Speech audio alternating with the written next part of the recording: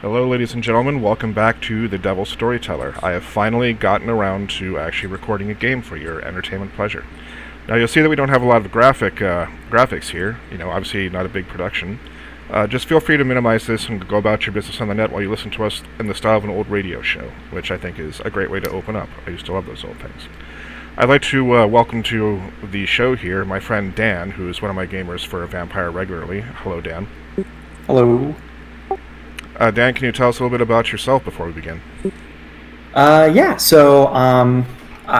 am a technical artist in the video game industry. So I do that as a hobby, but I also do it as my career. So I do a little programming, a little art, all that kind of stuff. And I really like doing tabletop gaming because it's sort of like that kind of totally free aspect of gaming where, you know, the limits are really actually just your imagination, where in games a lot of times it's technology or budget. So that's what got me into tabletop. And one of our earliest discussions is actually about VTM Bloodlines, which is a game we both love to death. Yes. Yeah, very excited about the sequel. Hopefully it comes out this year because I really want to play it. I mean, after this year, I really want to play that game, you know what I mean? More than ever. Fair. Yeah, just get me across the finish line. Let's vamp out a bit. I'll feel fine. Okay, so in the format that I discussed before on the channel, this is meant to be a one-shot game. It's a short story that's supposed to play out in one scenario. And as such, certain predeterminations have been made in order to stage the storyline in a way that we can hit the ground running and, you know, keep it compressed into the time frame I have in mind. So Dan here is the one player that I'm going to be running with this evening for this particular outing. Dan, would you tell us about your character, if I could impress you to do so? Yeah, so I'm trying to do what's it called? I'm looking at the sheet now and I'm like, oh, there's so many dots. So I'm trying to do a clan that I haven't done yet. I wanted to do a Ventru. On the surface, when I was looking at the game originally, when we first started playing, I thought, oh, those guys are, you know, they're boring. But after learning a lot about the Camarilla and all of the laws and things like that, the Ventru actually seemed a lot more fun to me because they are the ones that kind of get to dip into that more and leverage it and use it. And so the intrigue there made me want to try a Ventru character here. His name's, we're just going to call him Graves. I'm not going to come up with something, you know, crazy elaborate for this one shot, other than his concept is sort of like an in over his head, sort of on the edge of moving on from being a neonate, and he's kind of, his nature is that he's a perfectionist, but he kind of carries himself like a businessman, a capitalist. And I try to build him a little bit well-rounded, just because I don't know what's going to be happening in this one-shot situation. So he's got a little bit of everything, but more leaning towards the social aspects. As you were talking, I actually pulled up a copy of your sheet on the screen here, so hopefully the people could get a look at that at the same time. So, anyone wants to find out if I'm a total liar. Right. I trust your gaming ability. If anybody wants to, if you want to screenshot this or just reference it later, that's perfectly fine. It's here for your reference. So, are we ready to get down to the nitty-gritty here, Dan? We've been waiting. Okay, and now we're going to begin. FYI, folks, I usually do this with, like, candles, music, stuff like that. Maybe in the future I can feature that, but again, we're doing the bare-bones radio drama. Bear with us. This is in San Francisco, and it's at night, as of course it would be. There's gunshots throughout the city, the police are running ragged, some buildings are on fire. You know that the Sabbat is taking over, and you need to get out of town immediately. To that end, you were summoned at very short notice and given a briefcase that somebody is currently handcuffing to your wrist. They are not telling you the combination. You're in a car right by the airport, curbside, and there's a man next to you dressed entirely in white with very unwashed long blonde hair, and he's supposed to escort you. He simply calls himself Stranger, and he's muttering to himself as you sit next to him. I can feel their eyes. I can feel their eyes looking at me. I feel their eyes. Do you feel their eyes? No, I don't much feel anything. I'm sorry, I seem to have gotten a little lost in myself. Yes, we need to hurry. We need to get you to the wings. You need to go above the moon. Yes. Follow me quickly, please. Follow me. He opens the door to get out of the car and beckons to you to follow. Yeah, I exit the car. Am I seeing any physical tics, or is it really just verbal at this point? He's scratching the nape of his neck a lot and just under his hairline with his fingernails very frequently. He'll put his hand down for a few moments and he'll go back up and start doing it again. Okay, yeah, I proceed after him. Okay, he puts a hand on your shoulder, almost like your old friends, and he says, nobody's going to see us now. I can get you where you need to go. I'll get you to the terminal and you go in. You go in with your ticket, yeah? Yeah, that's what you'll do. Nobody will see you. I'll help you with that. That's what I said I would do. Follow me, follow me, follow me. Do I have the ticket with me? Can I see it now? Yes, you now have the ticket with you. It's a standard ticket. It doesn't appear to be anything particularly amiss. And the destination on the ticket is what? Phoenix, Arizona from San Francisco. Flight 271. Interesting. Okay. Yeah, I follow in silence. I'm just kind of paying attention to him right now. I'm also kind of watching the surroundings. Do I see any of like the rioting or the combat that's going on that you described earlier? Is it close by the airport, or are we kind of far away from it? It's close enough that you can smell smoke and hear gunshots, and you see people hurrying out to their cars. They're not lounging around waiting for the Ubers to pick them up. They're just getting out of Dodge as fast as they can. You see a little old man, a little old lady almost fall down on the curb trying to get to their taxi, trying to flag one down.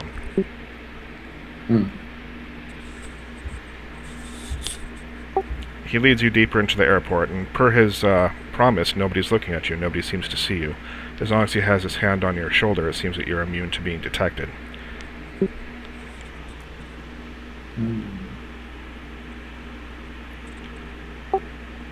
As you move along through the terminal, you get the idea that something somewhere is watching you. You got that hackles in the back of your neck sensation. It seems to come and go. Do you feel the eyes? I feel the eyes. I feel eyes all around me. Intrusive little orbs, those eyes. To be perfectly honest, I am starting to kind of get a feeling we're being watched. Can I make a roll? Can I do, I guess I'd like to see if I notice anybody physically watching us. Not necessarily supernaturally, but yeah, more physically. Okay, your perception plus alertness is 3, so 6. So I'm going to roll the dice for him on this dice roll here, just something we agreed on. Up until we get a dice roll. I trust you. Going. You trust me? Well, you'll be able to watch the video anyway after I'm done, so... Yeah. I won't be able to cheat you. Your Photoshop skills aren't that good. What is Photoshop? Is that like cave painting? There you go. The difficulty is 6. You look around, and your senses seem to be acute with that sort of anxiety that comes from knowing you're being watched and knowing the stakes are high. You notice people seem scared. Some people seem to be practically hiding within the terminal. People go into the bathroom with their hands shaking. But you're not seeing anything immediately intrusive. You're not seeing anything that immediately sounds out that you're being watched specifically. Okay. Oh, sorry, for my purposes, what was the actual result, the number of the roll? I was trying to be narrative about the dice roll. 1 second. Would you like me to read you the scores in the future? The scores? No, just the actual result of that when you did the actual roll. Okay, in this case you had 3 successes. 3 successes. Okay, cool. Yeah, I just wanted to make sure. I wanted to see kind of what my ratio was. Is 3 successes only gets me this kind of information in this situation. So I guess as a player, I'm also trying to dial in what to sort of expect. That is a little meta, but it is it's a line I don't mind crossing personally. No, it's perfectly fine. We're early days in this broadcast, and we're just feeling our way through. Also, quick pause to let everybody know, we will be using the X system, if you've heard of that before. And that's if a description or scenario seems to be going into territory that the player is uncomfortable with, they say X, and we end that particular moment of the scene. So just keep that in mind, and we try to be responsible gamers here for everybody's sake. So, are you prepared to continue? Yes. I will say, historically, yes, there's been very few times that we've needed to actually stop the game or do anything like that. But anytime it has happened, I've always found Turco to just go immediately say, "Oh, if somebody's uncomfortable, we're stopping and we're moving on." He's always been very respectful of his players. So yes, just a shout out to you. Thank you for that. Player and storyteller communication is always critical. So resuming now, that's what you detect from your senses, and Your partner is pulling you along towards the terminal. Okay. Or the boarding area. Yeah, I'm just gonna keep. Yeah, I'm gonna keep it like that for now. I'm just gonna just keep my eyes open and just continue to follow him and just be purposeful. Okay, he actually leads you right past security, and nobody seems to notice, of course. He leads you... Go ahead. So we go through, but no alarms set off or anything like that? No, he actually winds right through them. He goes right past them. He knows his way around the airport pretty good, and, he's obfuscated, and there's enough people, and they're not watching the cameras as closely as you think. Trust me, as a security guard, I would know. Cool. He takes you to the boarding area and takes his hand off of you and says, This is where you go, this is where you go, we part ways. Yes, this is where the moon and the sun have the divide between the night and the day. Yes, good luck, get on the plane, don't let anybody get that briefcase. Do not open it, do not open it. Do you understand me? Do not open it. Yeah, I guess I couldn't even if I wanted to. Who am I supposed to be meeting when I get there? They'll meet you at the terminal, they know who you are. They've seen your face, they have eyes, they have very, very good eyes. They'll look at you and they'll know you. Just get there safely, that's all. Open nothing. Trust nothing. Right, okay. Don't open it. Got it. Have a wonderful flight. It was a pleasure, almost maybe sort of knowing you. Well, I mean, we may see each other again, right? Not in my eyes. Maybe not with these eyes. Maybe Kane's eyes. We'll see. So many things to wonder about, so many things to see. I have to go now. It was a pleasure. Goodbye. Yeah, great. Goodbye. The way he walks away, it's also casual. It's almost like he's on a show of Miami Vice. Totally betrays just what a scatterbrain he is. Yeah, so I guess I just kind of shrug and is it so? My pathway to get onto the plane is pretty clear. I could just get on there. I could just give them the ticket and go, or are we waiting for boarding? Like, what's going on with that? Well, they're already boarding, and they're at general boarding now, so you can just hand the ticket over and head on in.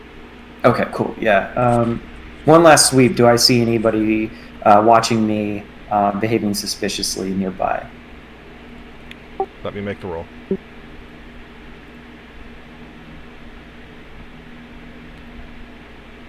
That's 4. You see somebody who seems to have dressed in black about 100 feet away. And it looks like they're just waiting to board a different plane, but they're looking at you very curiously. They have a pale face, kind of short, dark hair. But it's more curiosity than menace. Okay. I guess it doesn't trip too big of an alarm. It's just kind of odd, but I don't think it would stop me in my tracks for my objective. So yeah, I will go ahead and give the ticket to the person and try to board the plane. All right. I'm sure you boarded planes before. You know what they're like. People stuffing their luggages here and there, people going to their seats. That strange, high-pitched whine that you get as the engines are priming. It's kind of a surreal experience, and that whine is just a little off-kilter enough to kind of be like nails on a chalkboard, but what can you do, right? Bose noise-canceling headphones. Noise-canceling headphones, that's true. I don't think I have any of those. You need to learn that discipline from a proper teacher. So your seat is 14A, and it's right over yonder. 14A. Right across from that, there's looks to be a woman in her 30s. She's kind of pretty, but she looks very sad. She has tattoos all over her arms. Gray short sleeve shirt, blue jeans with a belt. And she has a little 8-year-old girl next to her, who's dressed in, just regular overalls and a long sleeve shirt. But she has a magic wand with her, and she has very bright blue eyes. She has a what with her? A magic wand, like a toy wand. Oh, okay. For some reason, my brain was like a real magic wand. I have no idea why I thought that, but I was like, "Oh, we're just getting right into it, huh?" She just got her letter from Hogwarts, and she's on. Yeah, no worries. That's how we do it over here. Straight into the magic. So the kid has some kind of toy, and then all right, the lady looks worried. Got it. And then she's across the aisle from me, or she's in the same seat as me. She's in Or the is it- seats directly across you. You have the walkway between you. Okay, gotcha. Cool. Yeah, so I can't. I mean, this thing is handcuffed to me, right? The case. Right, handcuffed to you. Okay. I didn't really describe my attire, but I am wearing like a kind of a Ventru standard, business suit kind of situation. So yeah, if you're cool with it, I would like to try and cover the case with my blazer or coat or whatever, Yeah, I and got just you. sit down. Okay. As you do, the little girl leans over to you. Where are you gonna fly to, mister? The same place we're all flying to, Phoenix. Well, some people, they might get off the plane and the plane might go on to, like, Chicago or something. Are you going to Chicago? I'm going to Phoenix. Oh, okay. Well, you're in good company. I know, I have my mom with me. She's really nice. Yeah, I just kind of lean back. I don't really engage further than that. But yeah, how did the mother feel about like this? The interaction, like talking to a stranger during the She's scary texting night? away. She's texting away, and she's Oh, she oblivious. doesn't care. And as you lean back and kind of attempt to disengage, the little girl leans in and whispers, "Do you know how many dead people there are on your average airplane flight?" 3? There's a lot, apparently, because, like, nobody knows this, but people who die, they get loaded into the cargo section in coffins so they can go home, too. And a lot of flights, almost all the flights, I'm told, because my mom said so, they all have dead people on them. Yeah, I guess that's pretty telling.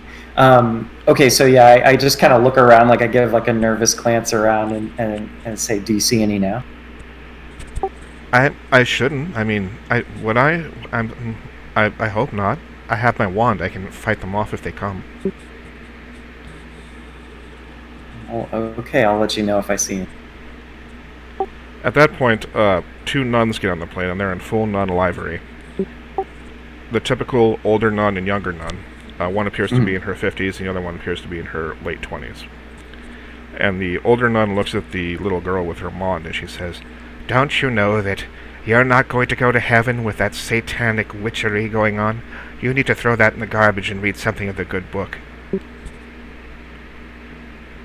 I'm not gonna. I'm not gonna get into this argument about toys and Satan. Yeah, I understand that talking to a nun for your average vampire is kind of a dicey business. Yeah, Are you playing? definitely not worth it. Are you calling X on the nun?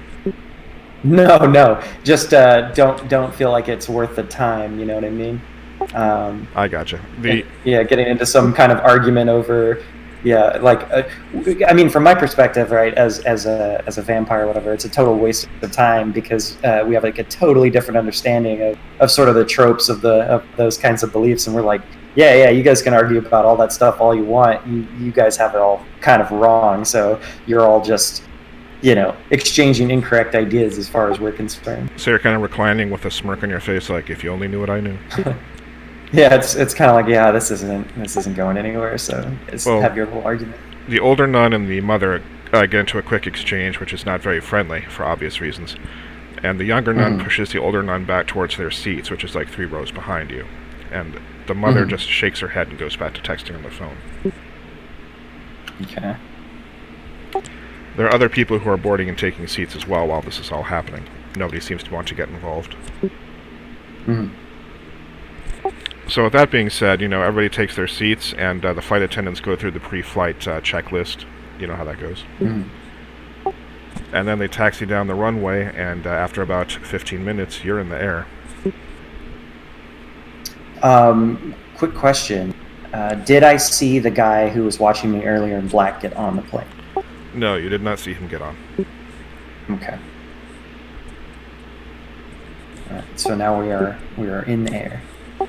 Right, you get to the whole thing where you climb up to 30,000 feet and level out, and then you hear the captain's voice. "Hello, this is your captain speaking. We are on the flight 261 to Phoenix, Arizona. Our flight time is going to be 1 hour and 35 minutes. Please enjoy your flight, and you may now move freely around the cabin."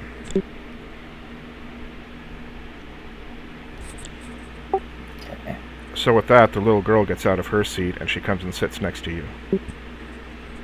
Oh, great. Is she doing anything? Does she want anything? She's looking at you expectantly, like she's expecting the grown-up to start the conversation. She's all wide-eyed and kind of full of wonder.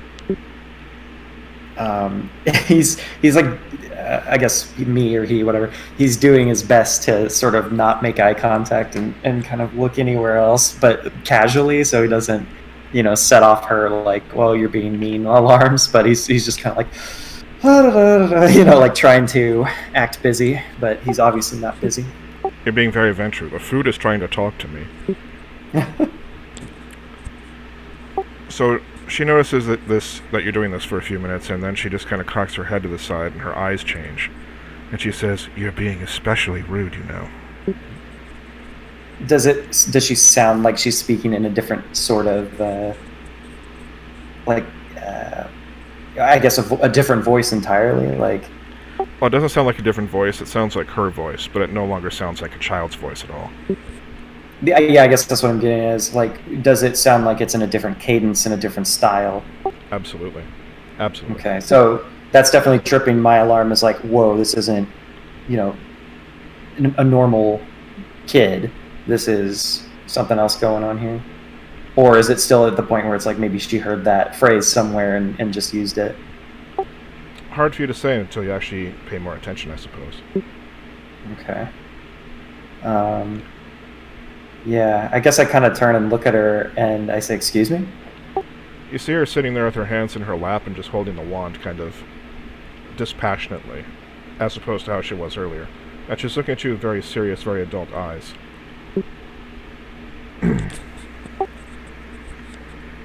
You must be the one I was told to look for. You stand out like a sore thumb, absolutely no subtlety whatsoever.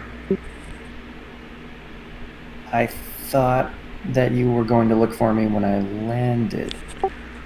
Oh, I'm not going to look for you before you land. I'm not the party that's waiting for you in Phoenix. I'm afraid I have a completely different outlook on how this is all going to go.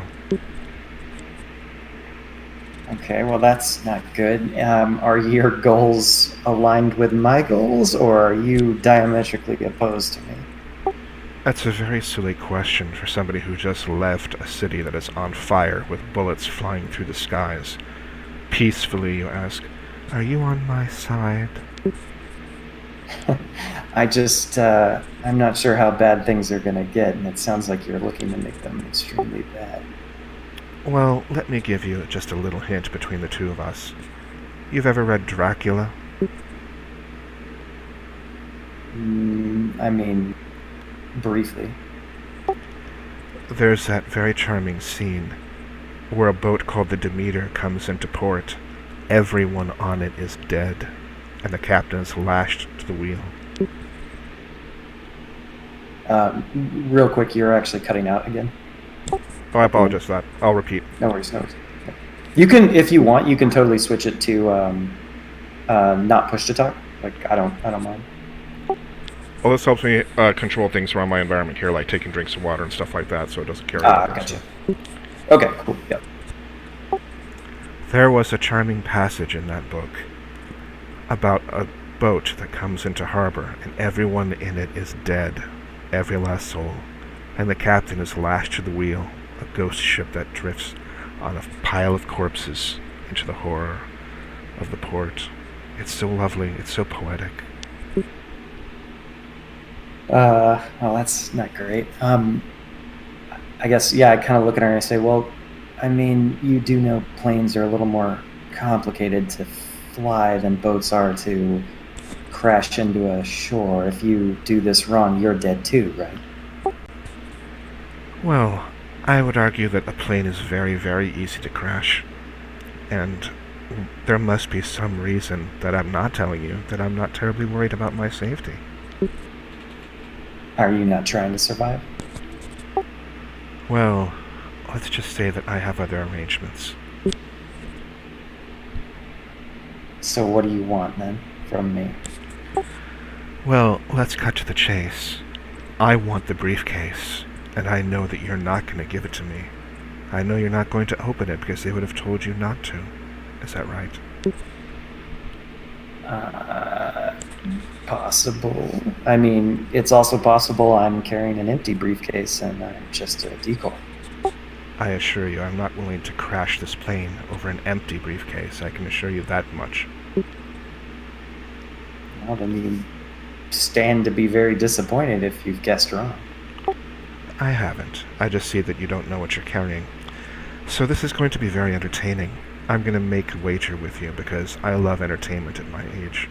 Feel like making a bet, mister? You cutting out again? Do you feel like making a bet, mister? What are the stakes? If you win my terms, you can leave with the briefcase intact. Of course, if I win, everybody dies. And I'm guessing I don't have much of a choice. Very perceptive of you. And the thing that makes this interesting is I know how religious you are, all of you Camarilla types, about the Masquerade.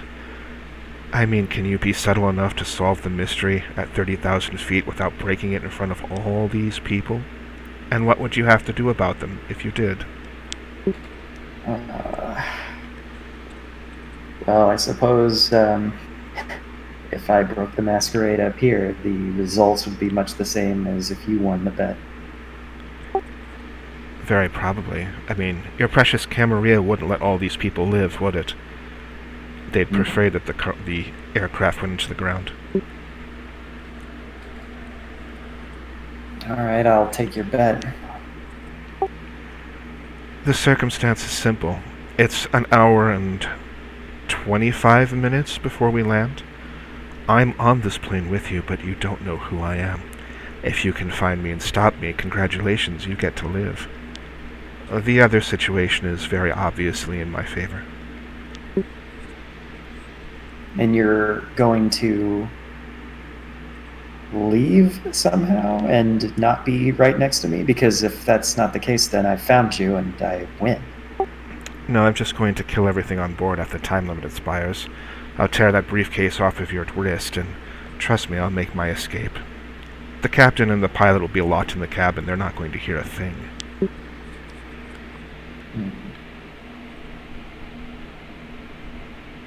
Okay, so when do we start? Oh, I like you. You're just right to the game, aren't you? Most of your type like to beg for mercy or try to bargain or let me pay you more than they are. That's absolutely delicious. I love being entertained. I love a good game. Well, the way I see it is I don't have a lot of time to beg. You said an hour and 25 minutes, and, well, I guess I better get started. You're absolutely right. Pardon me for trying to run the clock down just a little bit. Okay, ready, and go. And with that, the girl kind of does a recoil like somebody slaps her head, and she scratches her nose. What's happening? What happened just now? What are you doing? I don't know. You came over and sat next to me. You should go back to your mother. You're creepy, mister. Thanks. She gets out of her seat and goes back to her mother, and she kind of whispers to her and points to you. Her mother shrugs and keeps going on the phone. Okay, let's see. Okay, so as far as I can tell right now, some sort of kind of like, I guess, possession or whatever to use somebody as a messenger was being used there. So you're somewhere else on the plane. That's what they meant by find me. I can't very well just go and knock on each seat and be like, hey, are you the vampire? Hey, are you the vampire? Okay. All right, so I'm wondering. I'm trying to think. I'm trying to figure out how I can place, a time frame on this. I have to figure out, was this person already boarded by the time I came on? Did they board after? There's no real way to tell that point because the girl started acting after we had already been in the air. Also, FYI, you can ask me for time checks. I do have a timer going. Okay, gotcha. All right. All right, so I'd like to look around and just kind of surveil the area I'm looking at. So far we have the mother, the kid, we have the two nuns. but I don't really know much else about what's going on in the cab. Okay, you got a loudmouth about 4 aisles behind you. He's one of those corporate America types, impeccable teeth, It impeccable looks hair. like me. He looks like you. He looks like the Venture are going to like him someday, maybe if they can get past the obnoxious personality. And he's going on loudly about this great corporate investment he's got in this great scheme that he's in on, and you need to trust the startup I'm getting into. And the passenger next to him looks bored to tears.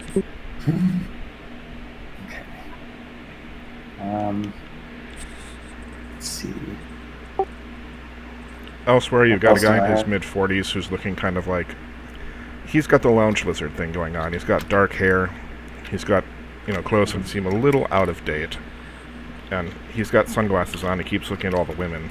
And he's got a smirk on his face that makes you think, I wonder if he has gold cap teeth or not behind it, you know what I mean? He's just kind of a sleazeball, like just kind of a gross dude just hanging out. Yeah, pretty much. He just doesn't seem like he's anything special. He thinks he is, and I'm sure he probably has every pickup line in the universe memorized, but I'm sure only 3 or 4 times in a life have they actually worked, and that'll be enough to keep him hooked forever, of course.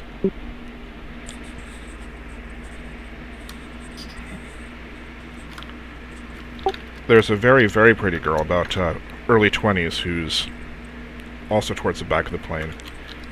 She's just wearing, like, a t-shirt and jeans, but it doesn't really hide her virtues. It's one of those types of descriptions. And I'll shy away from that, but she's reading a book. There's a guy about 3 aisles back from him, at the very, very back before you go into the rear portion of the plane. And he looks like he's in his early 40s, and he's staring at her fixedly, but in a way that he wants people to think he's not staring at her. You can tell because deep down inside you're a predator. You know how these sorts of things work. As a vampire, you would have that instinct. He is staring her up and down with intent to feed. Feed, like as in vampirically, or just being a gross, nasty dude? It could be either one. He's kind of straddling that line. Maybe it's the hunger, or maybe he's just an asshole.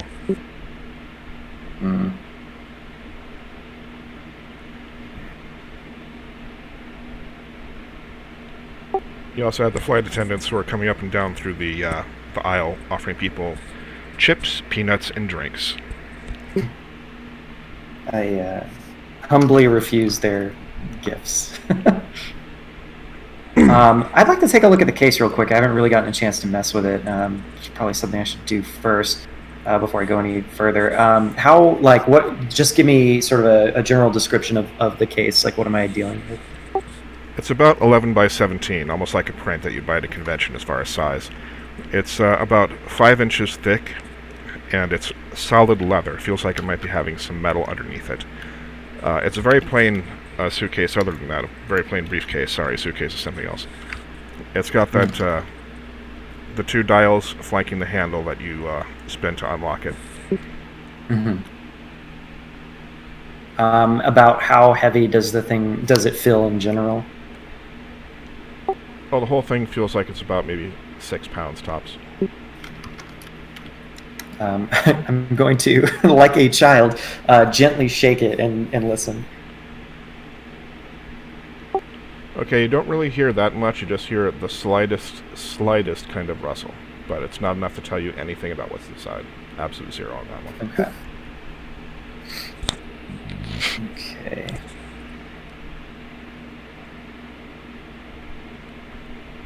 Well, I'm not with my usual disciplines here that I've gotten so used to with the Toreador and the Malk stuff. Being able to do these cool insights and things like that. Investigative disciplines, man. I love them all. You know what I mean?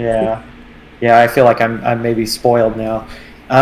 Okay. Do I see any sort of markings at all on the case out of the norm? Like anything like scratches, symbols, insignia, anything like that? No, nothing in particular. It seems as unremarkable a briefcase as they could possibly create. Gotcha. And as far as the handcuff on me, is it just kind of like a standard issue police handcuff kind of situation? Yeah, standard issue. It's not made of silver. Okay. There are no runes. It's pretty much just handcuffs. Okay. All right. I was told not to open it, but it's locked, so I probably couldn't even open it if I wanted to.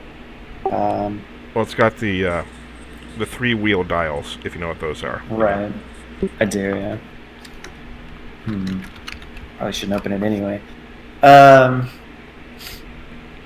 Okay. Let's think.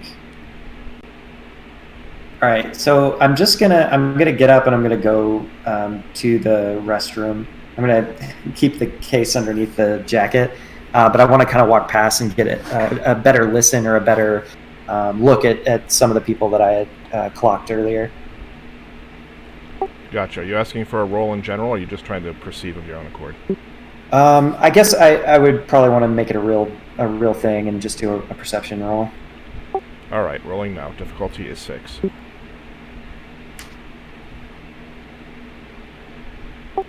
Absolutely nothing. You can't pick up anything. This is absolutely... You can't even wrap your head around it. I'm like, are these people? What are people? Yeah. What are people? So, okay. So I'm just gonna keep heading to the back.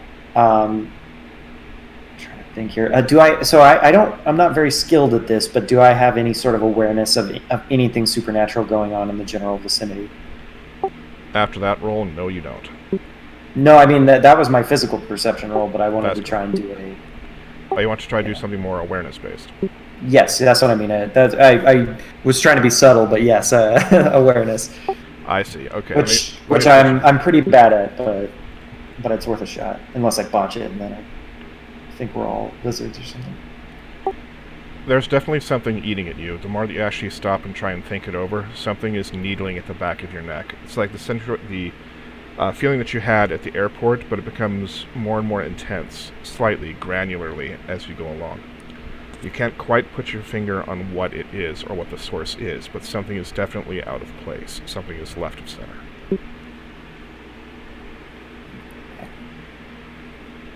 Yeah, my problem right now is and I'm sure I missed it, but I'm not seeing like a first clue. I've just got a bunch of people that are sort of standing out to me.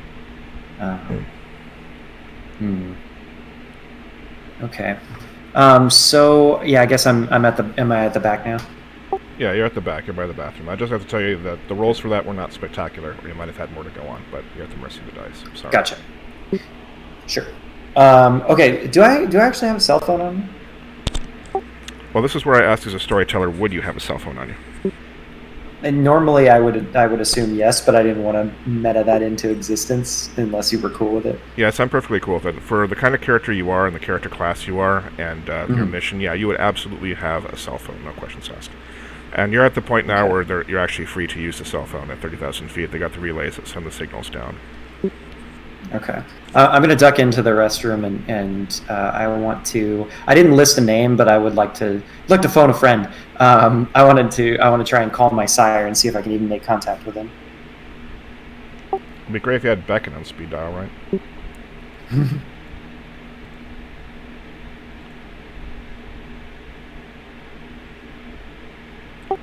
Okay, so what details can you tell me about the sire? He's one of those very imposing sort of like when you're in the same room as him, you're always trying to impress him, sort of business guys. He's just a very like he cuts an imposing figure and he has a very strong sort of presence and physique. Very generic businessman, but he lets like internally you feel, oh, this is an important person, and everyone kind of stops talking when they enter the room or when they have an opinion. Older gentleman, gray salt and pepper hair. He's kind of a hunk. I'm not into it, but some people might be. Gotcha. I'm going to emote hunk.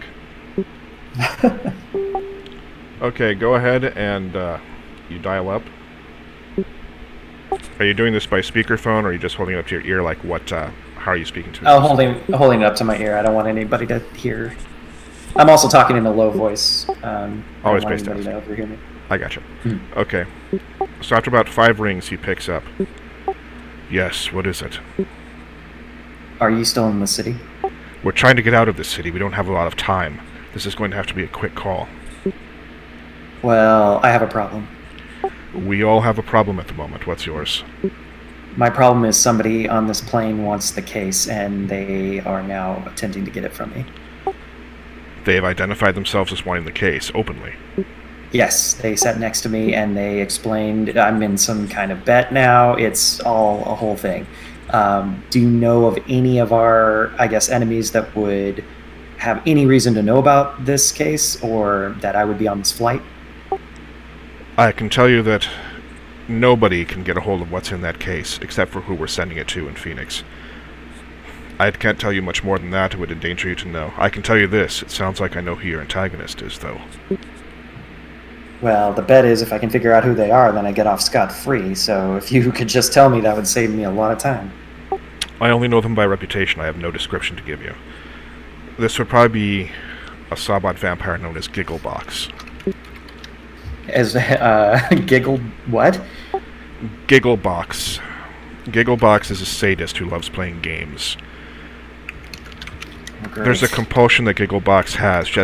He or she has to turn everything into some sort of contest, some competition, some kind of game.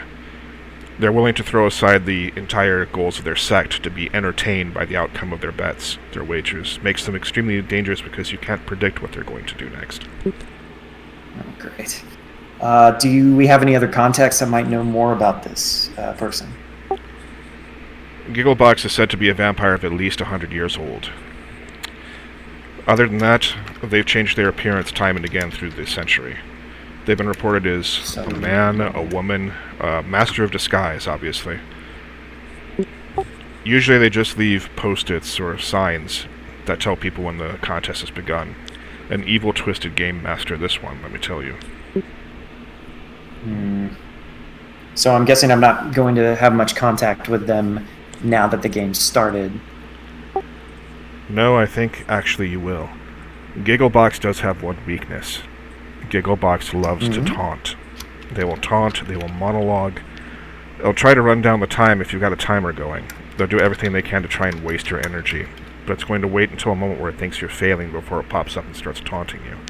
If you can pump it for information that way, if you can find some way to exploit that weakness, you'll have something. Okay, well, wish me luck. This may be a disaster. I hope that you're able to get out of the city safely. We're doing everything we can. It's a war zone out here, and chances aren't exactly favoring us. I can't tell you much more than that right now because we're on a frequency, but take care of yourself and good luck. Thank you, you too. Yeah, I hang up the phone and I kind of collect myself. Okay. Okay, so let's think about this. This character will most likely present themselves to taunt me when I'm not doing super great. So, I think. Okay. All right, so I'm gonna ruffle up my hair. I'm gonna limp my tie. I'm gonna kind of dishevel myself and just make myself look like I've been panicking a little bit, not doing great, kind of like having a shitty time. I gotcha. I'm gonna step back out from the restroom, and you know that creepy guy, the one who's really watching the lady. Yeah. What's he doing right now? He's watching her like a wolf watching steak cooking on a fire. He seems very fixated on her. He's a little bit sweaty around the temples, but blushing a little bit at the cheeks. She doesn't seem to know if there's any kind of anything going on for her part. Okay, so in an effort to sort of make myself not look super put together, I'm going to go up to him and I'm going to kind of lean down next to him and put my hand on his shoulder. What do you want? I know it's you. I'm on to you. He looks really, I know really what you're shocked. doing. I just say, I know what you're doing. He, recoils and grasps at the armrest and his eyes get wide. I don't know what you're talking about. Oh, I think you do. Who are you? What do you want from me? Why are we even talking? You know who I am. And then I start walking down the aisle, say, it's only a matter of time. It's only a matter of time. And then I just like turn around and head to my seat. Okay, But I definitely make it a show. Like I'm making a show of it. Right, everybody's watching. He looks badly rattled. The girl he's watching is looking around her seat like, what the actual fuck is going on over there? She goes back to her book, and he's like, he's got that kind of, wow, that rocked my world, not in a good way, kind of vibe going on. Gotcha. Okay. Did anybody else take notice as I was doing that? Do I notice anybody else sort of like taking special notice of me and that interaction? Well, it was such an out-of-character interaction for being on an airplane. Pretty much everybody noticed you. Mm-hmm. Yeah, so it's not helping me narrow down yet. Yeah, that was pretty... That's definitely one of those things that gets like recorded on the phone for later, so... Right. The head stewardess walks up to you. She's an African-American woman of about 40 years old, pretty and dressed very, very well, impeccable. She looks at you with disapproving eyes and says, "Sir, is there something we can help you with?" No, I was just saying hi to a friend. We just happen to be on the same flight. And that's how friends talk to each other where you come from. Oh, yeah, we've been friends a long time. We always try to razz each other, give each other a hard time. She arches an eyebrow and crosses her arms. You can tell she's not buying this at any garage sale in the country. And she says, "Sir, please return to your seat and try to avoid making a scene if you'd be so kind." Well, what happens if I make a scene? Well, let's just say don't, because that's a lot of paperwork for me, and that's a problem for you, because you will aggravate me, and I will name you in a lot of really mean paperworks that I do. Got it? Yeah, got it. Kind of deflated, I walk back to my seat. Alright, you sit down. I'm definitely trying to, run my hand through my hair and kind of like, just, put my hand on my forehead, just kind of rub my head, like, oh my God, sort of doing that, like I'm losing it kind of feel. Not too much though. It's like, it's still too early for me to be really panicking. So it's just sort of like the general hand wringing that goes on when you're like, oh, this is not going to go great if I don't pull this together. Yeah, I gotcha. Actually, you know what? I'm going to do a roll for you because you're... I'm going to do manipulation plus performance, which I see you have in your sheet at a score of 4. Mm-hmm. Okay, cool. What are my numbers? 2 successes, if you'd like to know. Okay, I would like. I know, you'd like to know. With that, the little girl kind of strolls up to you again with the most feigned innocence you've ever seen. She sits down next to you and just kicks her feet back and forth. "Are you having a hard time?" No, this is easy. This is easy for me, you're gonna... What? Why would I be having a hard time? Oh, I don't know. Maybe this isn't the kind of stress that you're used to. Ventru are used to being obeyed without question and having the tables turned on you enough where you have to just figure out what to do next without help, without butlers, without servants. It's kind of delicious if you ask me. How do you know that I'm Ventru? I'm very perceptive. How long have you been watching me? I watched you just before you got onto the plane, all the way up to now. But there are little signals, signs. Doesn't know me from before this flight, then? That's correct. From before the flight, she doesn't know you. Interesting. That's what she's intimating. Whether or not that's true, I don't know, but that's what she's conveying. Yeah, that's the implication. Okay, then what's my name? Can you tell from these little details and hints? We haven't gotten on quite that platonically yet, I'm afraid. Well, then what's your name? I'm just a Do little you want me girl. to guess? If I guess your name, you have to give me a piece of information back. You've got to be kidding me. I bet I could guess it. Okay, I'll play your game. It's only fair. I mean, you seem like you've got the potential to be very entertaining. Go ahead. Well, aren't you gonna add some stakes? You sound like you're the one who has stakes in mind. Okay. If I guess your name, then you have to tell me what you think is in the case. That's interesting. Alright. I'll give you... Well, 3 guesses is too many. I'm not that charitable. I'll give you 2 guesses. How do I know that you won't lie and just say that I didn't guess your name? Well, I am willing to stake the lives of all the people on this plane over my bet. I mean, it wouldn't be very sporting if I lied to you and deceived you. I need to have the uncertainty, the tension, the occasional defeat, the setbacks that make the victory all the more flavorful when it happens. It's very confident of you. Okay, I'll take my guess. Okay. Is your name Gigglebox? With that, her face falls like you just hit it with a hammer. Rumpelstiltskin. Yeah, she stamps her feet 3 times and splits down the middle. Yeah. Game over. There we go. Yep, that's it. That's it. Thank you for playing, Dan. Okay, she actually does stand up and she has her hands balled into fists and she's glaring at you with death. Who have you been talking to? Just intuition. Intuition. Fine. Fine. I'll tell you what I think is in the briefcase.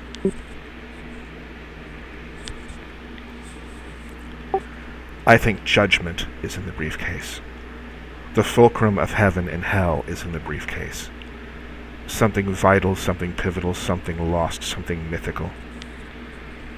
A prize for those who know what to do with it, but very few people would. So you don't know what's in the case? I wasn't going to name it for you directly. Oh, it just kind of sounds like you're making things up. Oh, no, I would never do such a thing. Yes, I would, actually. I do it all the time. But in this case, I'm being honest. To tell you what's in the briefcase is to tell you way too much. That's a spoiler. But I can hint at it. I can give you a riddle, which is more than you started with 5 minutes ago. I think I'm being very charitable. Okay.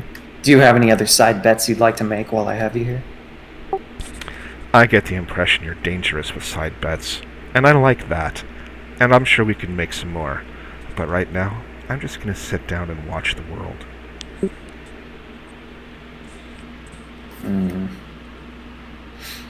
Well, it sounds like you're losing some of your luster. I'm not used to being challenged so early into the game. I like it, but it's stressful. Well, don't make the time limit so short. Yeah, don't you think it's poetic? Creatures of eternity shrunk down to 90 minutes of action.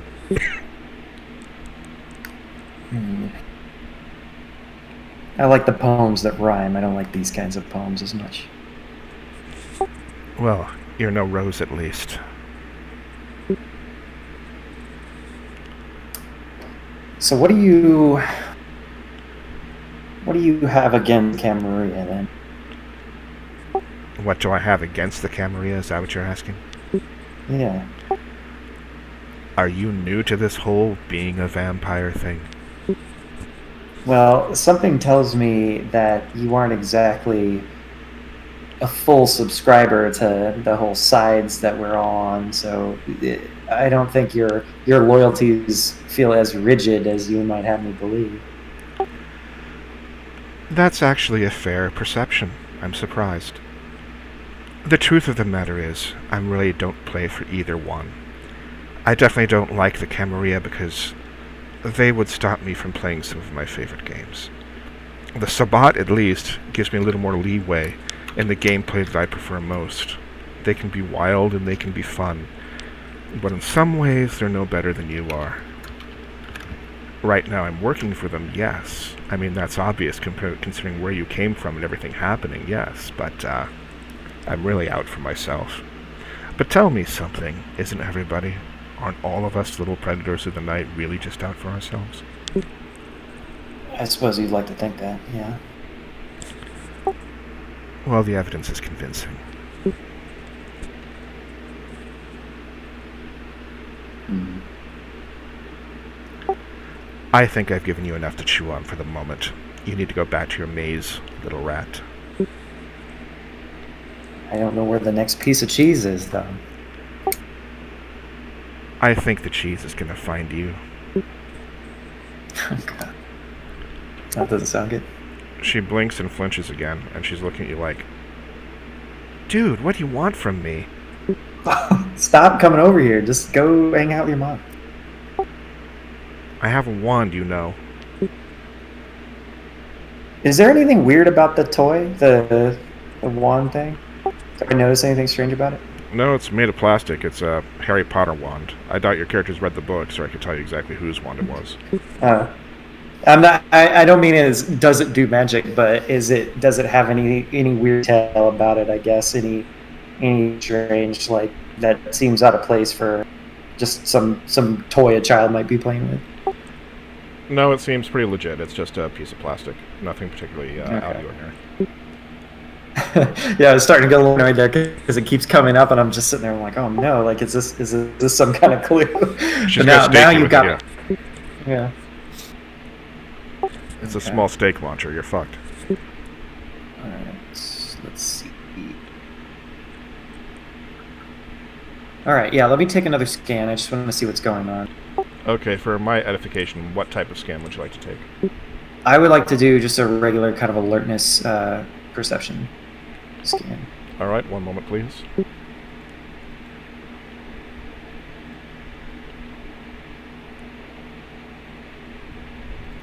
All right, 6 dice.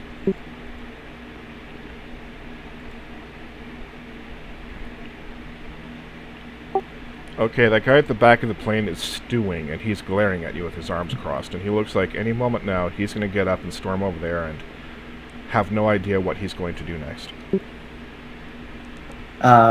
Okay, I do that thing, from that movie, Meet the Parents, where Robert De Niro points at his eyes and then points one finger at him. I do that too, and then I just kind of watch him for a second. I'm glad you spelled that out, because I haven't seen that movie.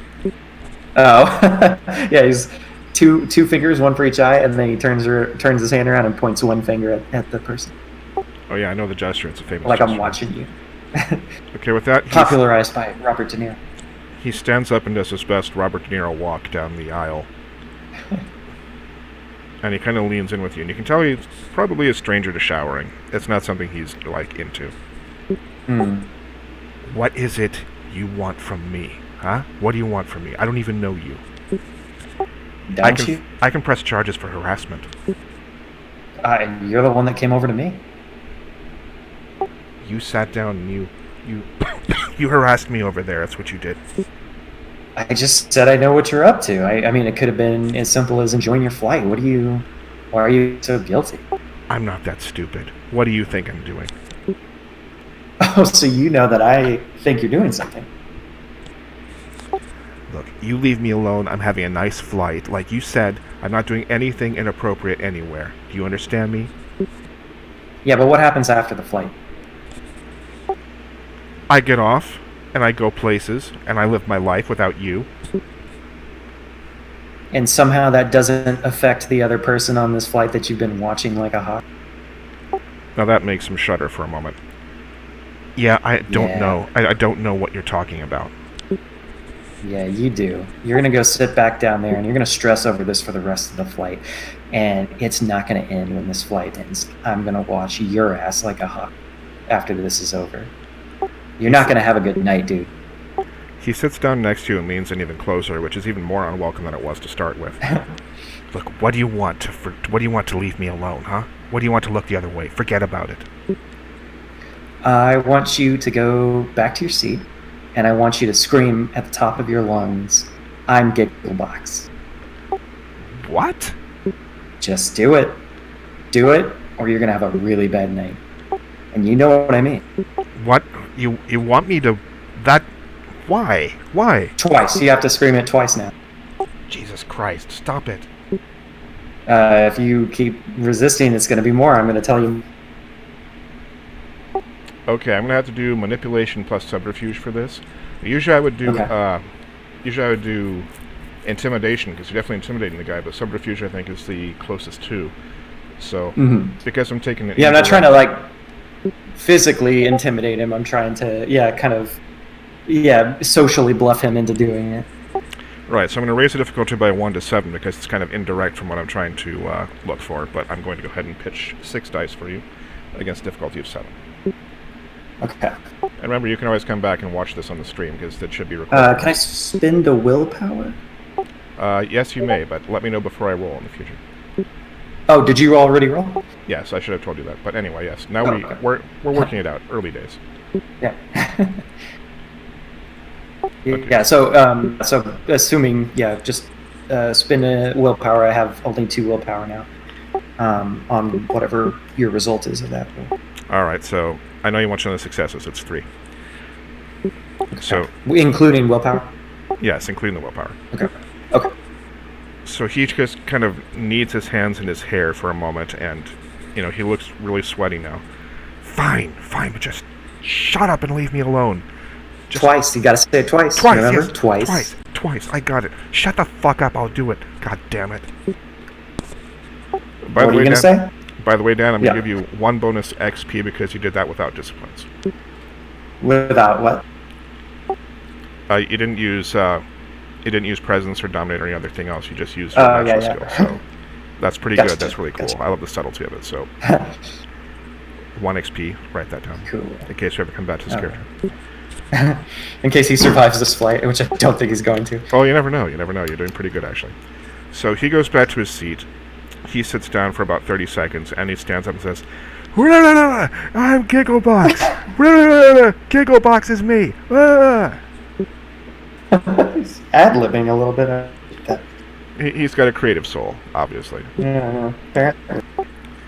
So the 2 stewardesses walk over there, and you notice that there is a Mexican woman who's about 30 who's now glaring at him from 2 aisles away, 2 aisles up.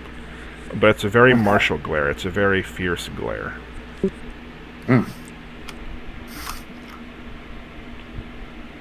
Okay.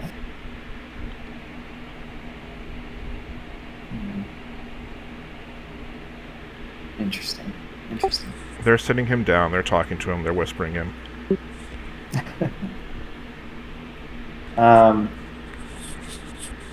Do I notice anything about the woman that's glaring at? Anything specific? She's looking at him with absolute horror, and she's actually taking a couple snaps of him on her phone. Probably for her social media. She probably doesn't know if there's anything wrong yet. Okay, can I do a quick perception and alertness and just scan the rest of the place for any faces, anything, any reactions, I guess, that are other than, like, surprise, you know what I mean? All right, let me see. That's 6 dice against a difficulty of 6. Willpower or no? No willpower. I got you. I'll save that for later. Okay, the Mexican woman that I talked about earlier is looking at him like, this guy's going to be trouble. I need to be ready. You get that very clearly from her.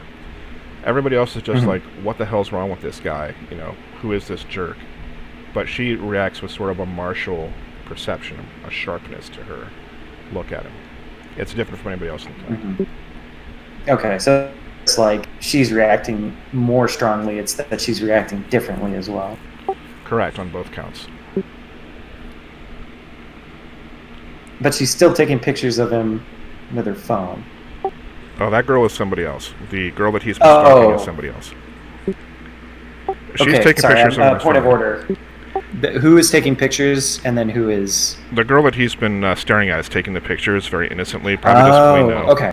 And this is somebody who's I sitting... got a little confused earlier. I thought the lady from the mean glare was also the same one. So I see now. The lady who's kind of giving him the martial glare is different. The person that was sort of being stalked by him is now taking pictures of him, acting weird. In fact, if you want to think of her as she's got strong arms, a decent build, rounded shoulders, a very square set jaw. She's a lot like the character Rain in Resident Evil, the original movie, if you want to go that far. You can even imagine that actress. She's got that kind of martial sort of I'm about to kick somebody's ass thing going on, and that's the only reaction on the flight that's different. It's the Mexican woman. Okay. I'm not going to jump to conclusions, but it's definitely worth following up on. Okay. At this point, there's yeah. some... Oh, sorry. There's some turbulence in the flight now, and the caption comes on. Boom!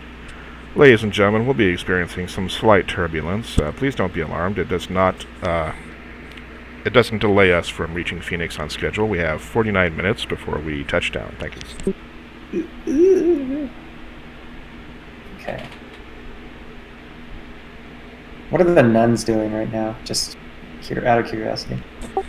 The older nun is cradling the younger nun. The younger nun is actually holding her hands and crying, and the older nun is trying to keep her face from being seen from anybody else in the plane. From the turbulence? I don't know. I know why, actually. I do know why. I'm just not telling you why. Yeah, that's fair. Okay. So, shoot. The cabin light is on again, so they're gonna fuss at me if I get up. Yeah, I pressed this kind of stewardess button. Okay, it takes about 2 minutes, and they come over. And it's one of the younger ones. She's lean, pretty, doesn't look particularly sharp. She's got wide eyes that seem to be more questioning than curious. Mm-hmm. What can and I do for you, sir? Oh, okay. So she's not anybody who is witnessing me screw that dude earlier, so she's just like, oh, hey, what's up? Actually, she's one of the ones who was talking to them, yeah. She's letting the head stewardess handle it, but she was right next to her and letting her take the lead, so she came over to see me. But she didn't, like, relate me to it at all, from what I can tell. That's correct. Okay. So I tell her, I know the light's on, but I just really have to pee, so can I get up without you guys kind of giving me a hard time? I don't know. How bad is it? I mean, how long can you hold it? On a scale from, like, 1 to 10, it's like a 7. It's like an 8. Do you have, like, impertinence? No, I just had a lot of gin and tonics before we took off. On the rocks, That's how they make it. Well, okay, if you could just be really, really quick and be careful. Yes, I will be very careful. The mother of the girl, as you get up to go take care of that, leans over and says, the words incontinence, miss, just FYI. Don't correct her. So so go ahead and I head down the row. Where is the lady in relation to the lady who was given that martial stare? Where is she in relation to the guy I just had yell a whole lot? I'd say three seats forward, but definitely watching with your peripherals now. Okay, so I'd like to stop by her on my way over to the restroom. She looks up at you, but she doesn't say anything. That was pretty crazy. What was that guy yelling about? I could only guess. Doesn't seem like he's playing with a full deck, though, does he? No. I mean, you seem really upset about it. Have you heard what he said before, maybe? Or why are you so frustrated? Everybody else just seems surprised, but you seem like you were frustrated. She kind of rolls her eyes because she knows this conversation's going to go places she doesn't want it to go. So she opens up her wallet and just flashes you a badge on the down low and puts it away again. Oh, straight to the chase. Yes. Okay. So that actually clears one of my tasks that I set for myself. Good deal. Yeah, I was trying to identify air marshal, so that was good. Do I get an experience point for that? No, because you have no way of knowing if I had actually set that goal for myself. I could just be saying that right now. You're such a mean player, I tell you. Why am I a mean player? I don't get any experience points, but that's okay. Let's keep going. Okay, so yeah, okay. So okay, gotcha. Yeah, so sorry to bother you.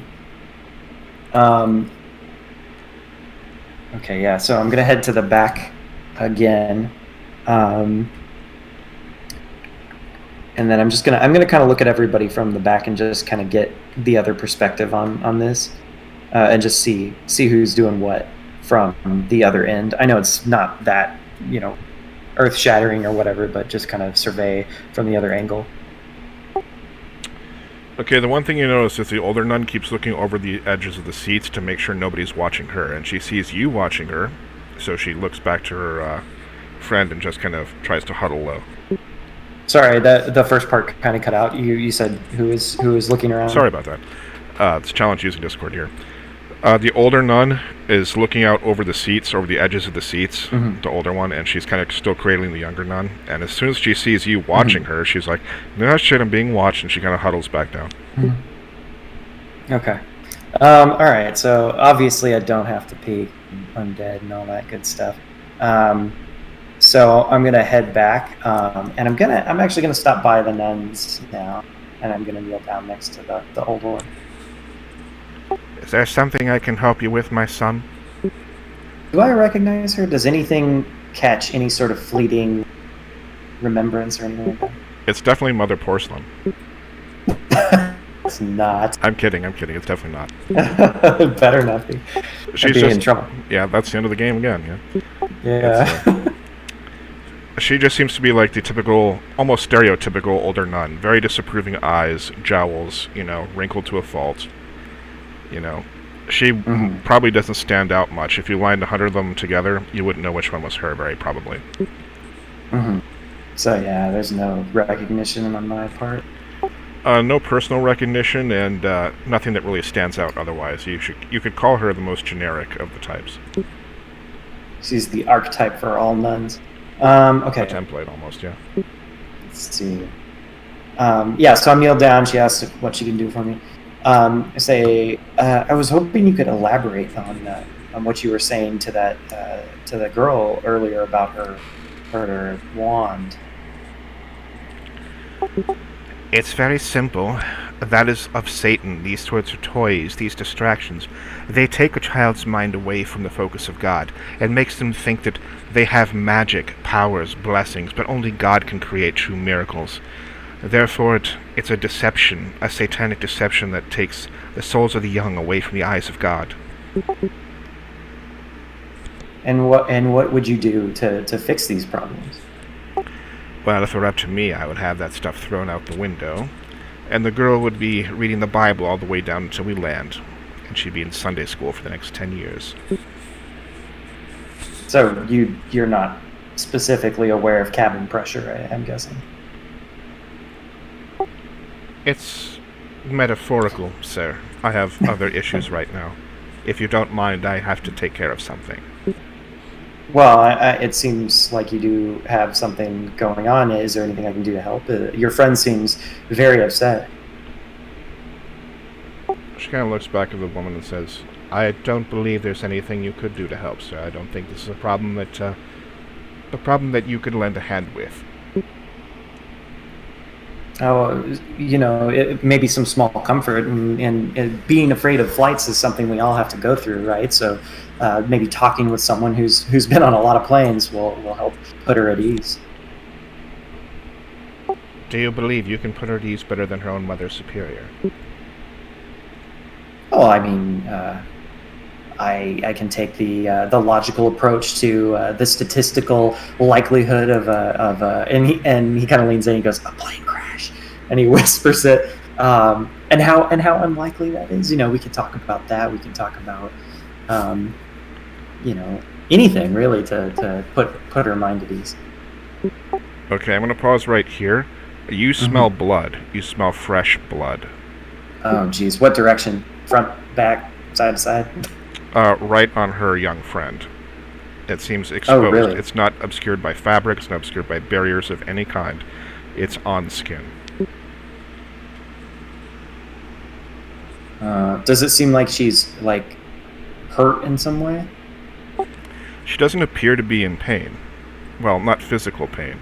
But she is crying and she's hiding her hands and her face from you. Interesting. Just to say, unless what's wrong with your friend is not just nerves, but is your friend doing okay? Is your friend hurt? Her eyes are starting to get really mean with you now. Sir, I need you to go and sit down now if you don't mind. Yeah, fine. I guess, being a good Samaritan isn't worth much these days, It's, There are some things that you cannot help with. I'm sorry, but that's simply the way God's earth works. That's very final of you. He stands up and heads back to his seat. Smell of blood recedes as you do.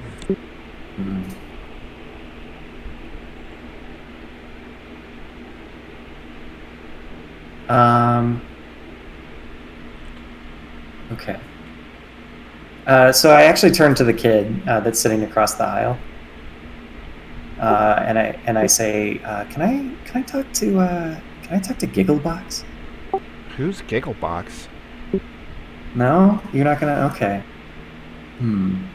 Thanks anyway. And then her face changes, and she comes and walks over to you. Oh, that worked. That actually worked. There's still a thing called the Masquerade.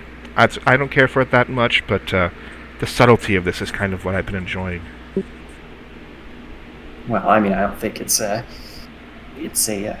breach of the Masquerade to ask a kid if you can talk to some stupid made-up name for idiots, I don't want my name out in the mortal world any more than you do. We have the charity of speaking loudly enough that they're not going to hear us. That's fine, but let's not advertise what we are. You might forfeit the game. Do you understand? Well, that wasn't a rule that you established earlier. It's my game. I'll make what rules I like. I'm being more fair than most. How fair are you usually? Very fair. I told you, I like unpredictable things. I like the story of a game as it unfolds. If I cheat too much, I don't get what I want. It's not entertaining. It's like knowing the end. Fair. Do you smell blood? Yes, I do. Do you smell blood now, or were you smelling blood earlier? Oh, I smell it now. But not earlier. I smell blood mixed with tears and lotion. And what? Lotion. Hand lotion. Okay. It makes but before I asked you to come over, you didn't smell it, right? I was preoccupied with other things. What were you preoccupied with? Do you have other things going on? You're asking too many questions. I'm gonna go back to my mommy now. Okay, that's fine. I'll see you later. As she starts to go sit down, I turn around and look at the cabin again, and I'm looking for anybody's change in demeanor as this happens. Okay, the Sky Marshal is still watching the Creeper. The Creeper is glaring at you, daggers. If he could throw daggers with his eyes, he'd be all over that right now. Other than that, everybody else is just having their own little side conversations. Nobody changes demeanor at all. Okay. That's one of those things where, they're keeping an eye on the Creeper, but they're just going back to their books, going back to their side stuff. They're trusting the situation is under control, but there's a slight air of people being unnerved.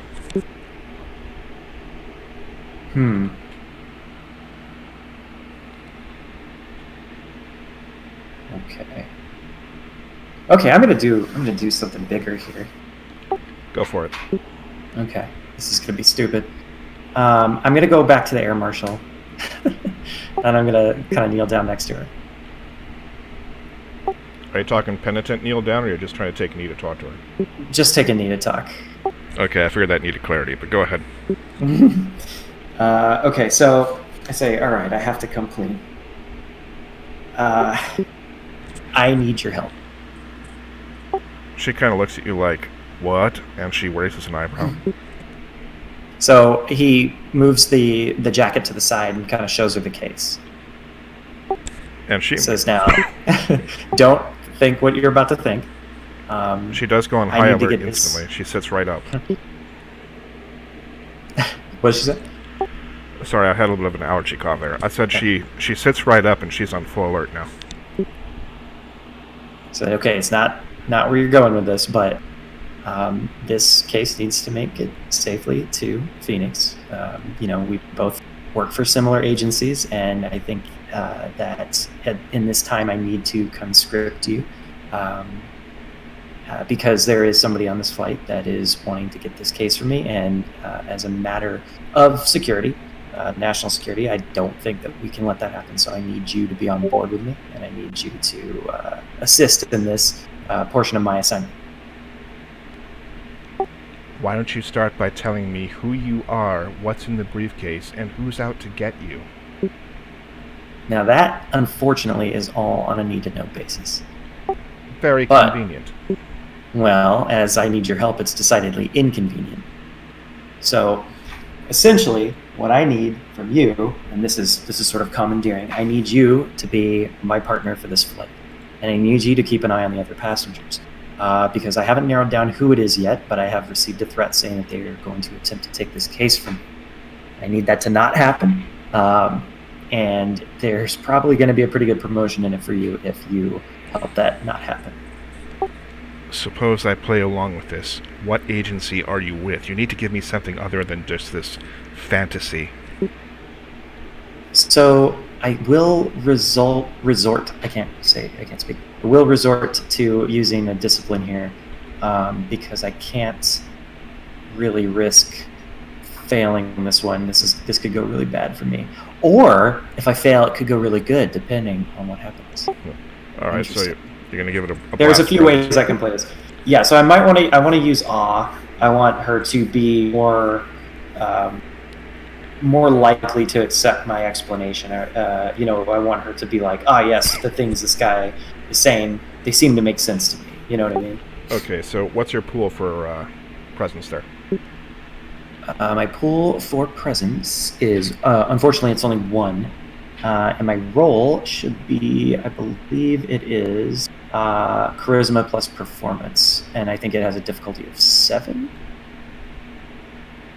Charisma plus performance. Okay. So I believe. Charisma plus performance. Okay, that's going to be 4 dice. Willpower or no? Yes, willpower.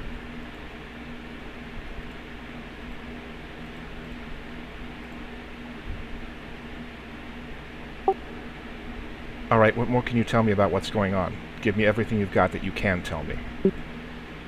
Okay, well, I've received a threat anonymously through a note that I do not have any longer that's saying essentially that the case needs to go and leave with not me after this flight is over. And if the case isn't given up, then there could potentially be problems on the flight for the other passengers. It's all very vague, but it is very threatening.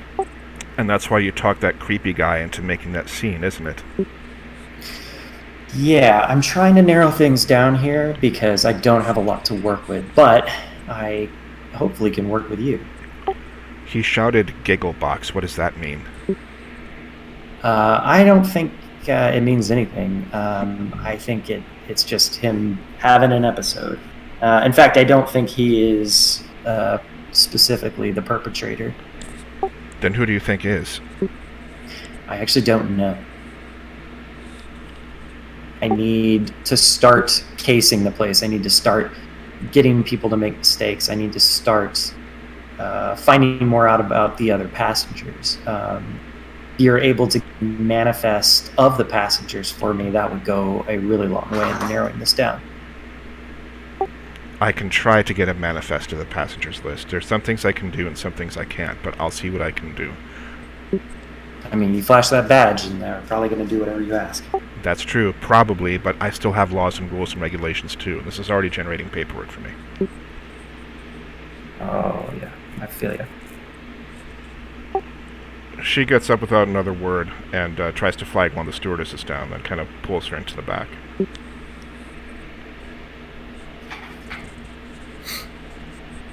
Do I see, while they're doing that, do I see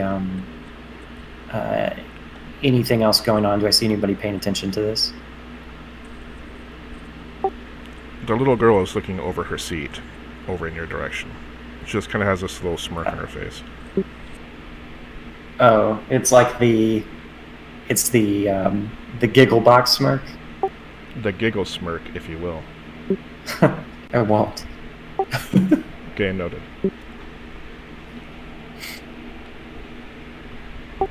A moment later, they leave the back, and the stewardess goes towards the flight cabin, and she sits back down, your Sky Marshal ally.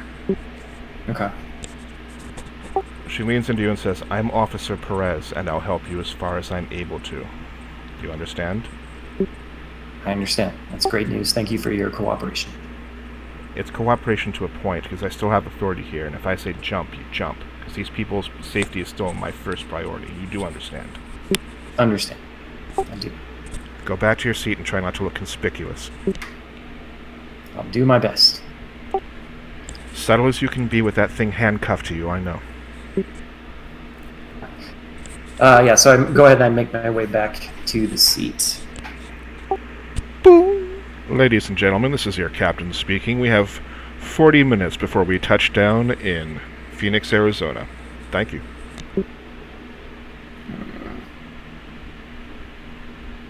Bad news. Be advised, I gave you a few extra minutes because of some of the digressions we've had. I haven't actually tallied that in, so you're good to go. Gotcha. Okay. Very generous. Well, I didn't want to have like all of our digressions and side conversations and, you know, the stuff otherwise kind of interfering with the actual countdown, but I have made the deductions as we've gone along, so you're good to go. Okay, gotcha. Okay. Yeah, so I go ahead and I sit back in my seat. I'm trying to think. I'm trying to come up with a plan. Little kind girl of sits next to you. in over my head, just like my concept. Well, it does fit, doesn't it? Yeah. The little girl sits next to you and says, "You know, have you ever heard of casket failure?" No, what's that? Terrible. You see, when the human body decomposes, it liquefies and it builds up gases. And in a compressed place like a coffin, those gases have nowhere to go. Sometimes the coffin actually fails, and the coffin belches out the liquefied remains of a human being. Sometimes you can walk along a mausoleum and see stuff that looks like water gathered around the slots where they put the bodies, but it's not water, it's humans. And are you trying to draw a comparison to something here, or are you just making conversation?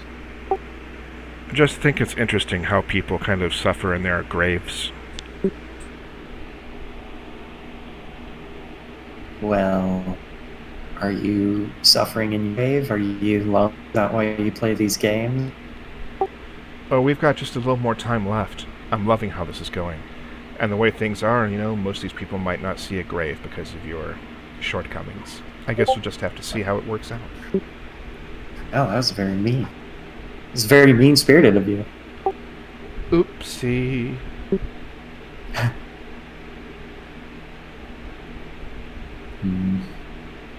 What is Officer Perez doing? The stewardess, as this is happening, comes back and gives Officer Perez a piece of paper. Nobody seems to have noticed this happened except you. Okay. That includes Gigglebox. She doesn't seem to be... She's fixated on taunting you right now. She doesn't know what's happening back there. Okay.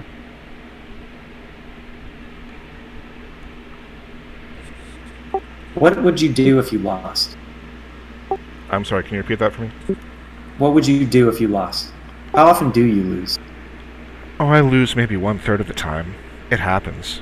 I'll just have to find a way to get my hands on that briefcase another night. I wouldn't give up, I would just let you off the hook. I see. Out of character, I'm a little concerned because if I do actually figure out who this person is, then that like marks me because if they win the game, then I wouldn't know who they were. So the stakes are actually pretty high for them because they don't want anybody knowing who they are, but there's nothing saying that they can't kill me after the game is over to, conceal who they are. So it's actually still not advantageous to win the game for me in the long run. Well, you're marked anyway, just getting on the plane, so let's be honest. Yes, that's true. Damned if I do, damned if I still do, damned if I don't.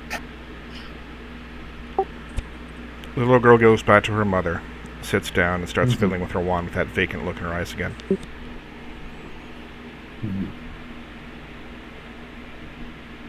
Okay. I try to make eye contact with Perez. Perez nods to you and motions you over.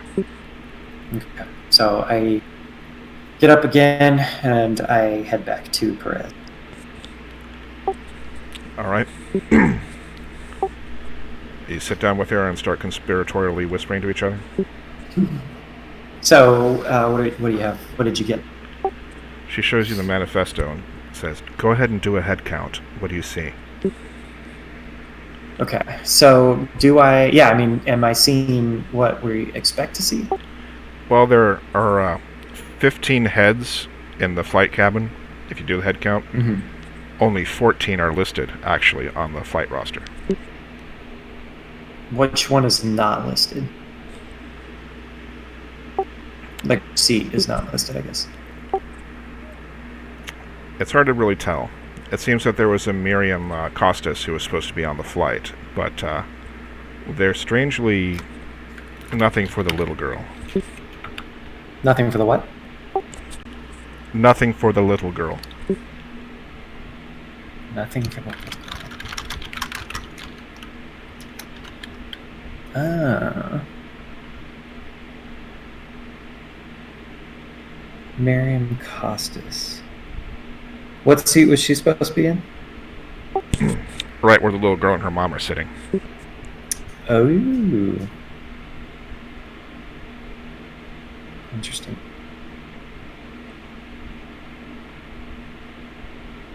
Okay. Do I see any names that jump out at me, like names I might have seen before on the manifest, or is it all just like gibberish? It's just names. Well, it's just names because you didn't know who any of these people were to start with, so for you it's just like the same thing. Gotcha. Yeah, I was trying to make sure there wasn't like, oh shit, I know that guy. Like he's on this flight too. Like, oh no. There's Mr. Schotten flying in coach. There better not be. Hello, just did you open miss me? Never. This is a terrible flight. Let's see. Okay, so I say, okay, thank you. This is very helpful. Keep your eyes peeled. And I'm gonna head back up. All right. Okay. At this point, the younger sister actually stands up, and the older mother is trying to pull her down, but she's bleeding from her eyes and from her hands. Jesus. Yeah, kind of like that. She starts rattling something off in Latin, and the mother's trying to pull her down. She's being very freaky. Yes, that's not good. So she's got like what, stigmata or something? Bingo, yeah. So can I do an awareness for natural stuff? Sure, let me see. Focused on her. That's awareness looking for supernatural elements, right? Yes, yeah. Okay, she is vibing hard. You feel like she's hard to look at. There's just this energy pouring off of her that makes you feel kind of guilty and intimidated. Interesting. Okay, so I'm gonna hang back. I'm gonna kind of like slow my roll, see like what happens. Like if this is intervene, just kind of watch. I also want to keep my eye on the kid and then the mom. Well, the stewardesses come, and against the protest of the Mother Superior, they're ushering the young lady into the back of the plane to tend with her there. Oh, that means they have to pass me. Truth. Did you say we're looking at the kid and her mom, too? What were you saying about that? Yeah, I wanted to keep my eye on the kid and the mom while that was happening.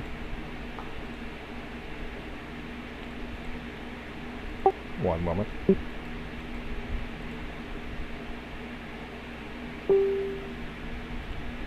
You see the little girl flinch and recoil.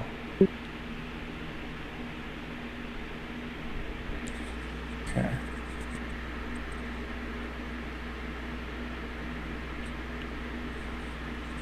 What is the mom doing? Just looking at her phone stuff.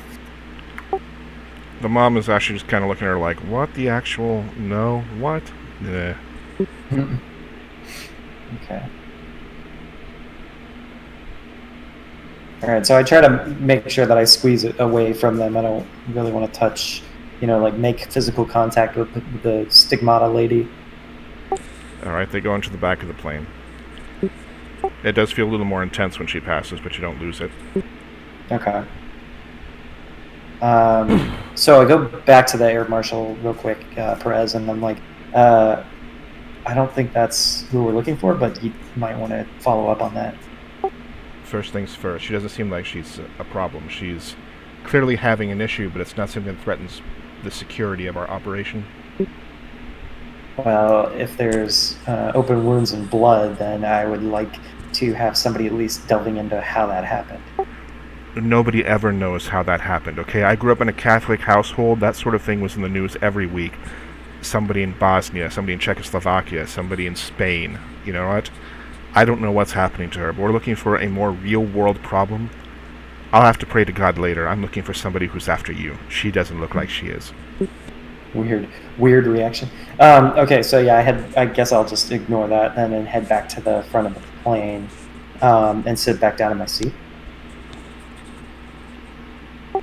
All right.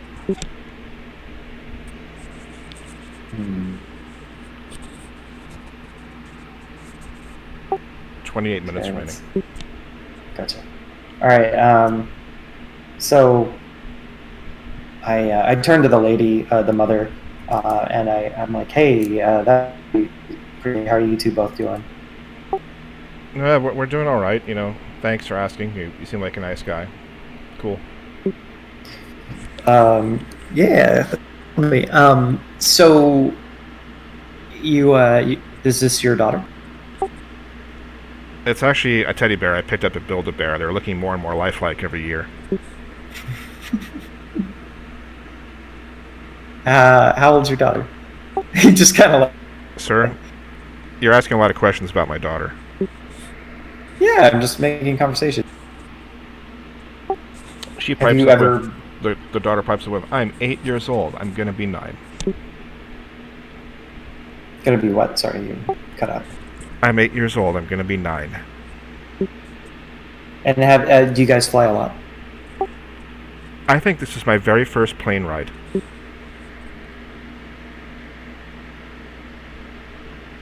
You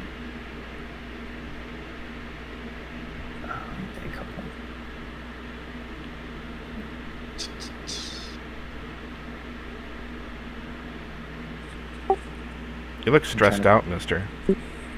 I am. Yeah, I'm just really worried about my friend. I have a friend back home, Miriam Costas. It's just an old friend, and she's just been kind of having a hard time lately. I was just thinking about her. All right, I'm going to have you do a perception plus alertness check here. All right. I'm informing you. Yes. And then you will do it for me. And it's a good one. Ooh, thank goodness. You barely notice that when you say this, a little girl's eye twitches.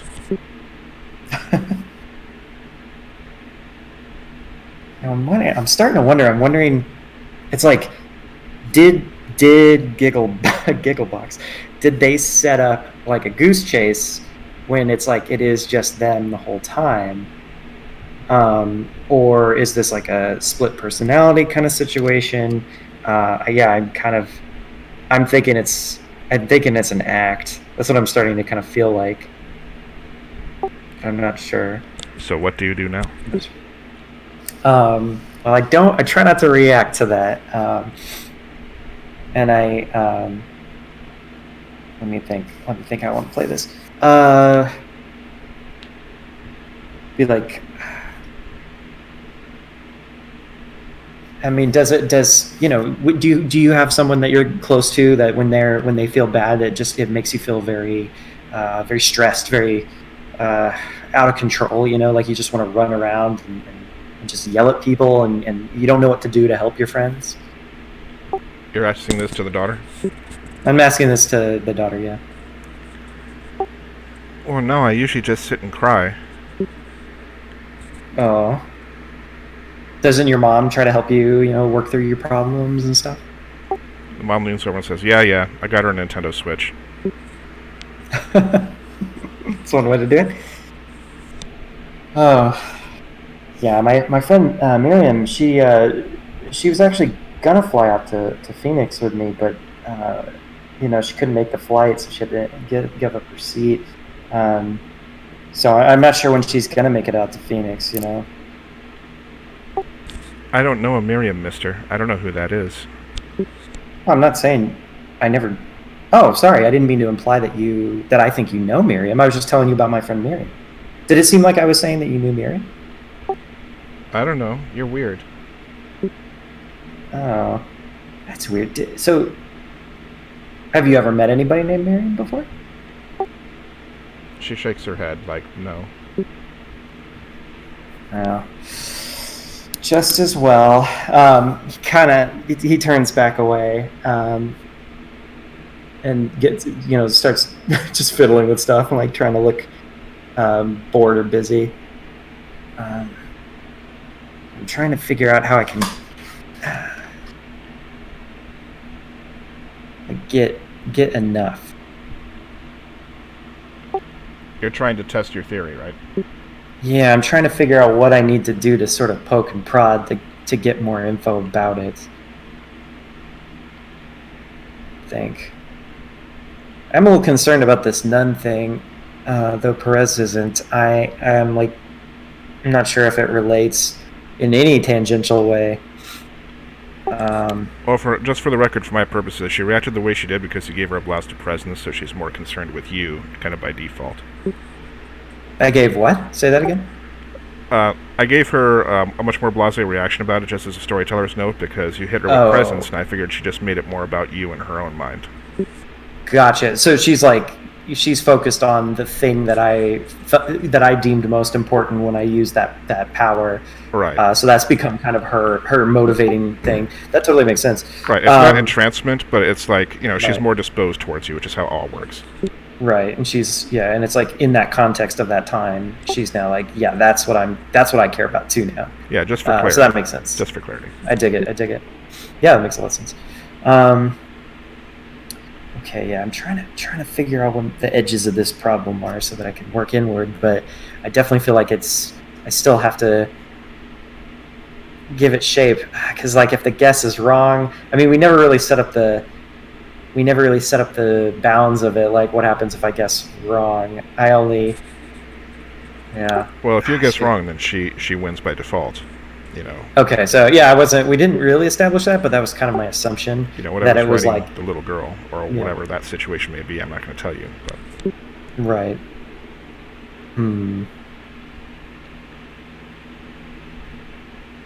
Okay. What are the nuns doing? Are they still back there freaking out? Yeah, they're still back there. Once in a while, you hear a wail from the younger nun, and people they shift uncomfortably. Mm-hmm. Okay, I'm gonna head back there, and I'm gonna ask them. I just want to get in there and go like, is everything okay? What's going on? I kind of want to know what's going on. This has been a really stressful flight. Okay, Mother Superior is praying there, got her hands together, and she's going a million miles a minute.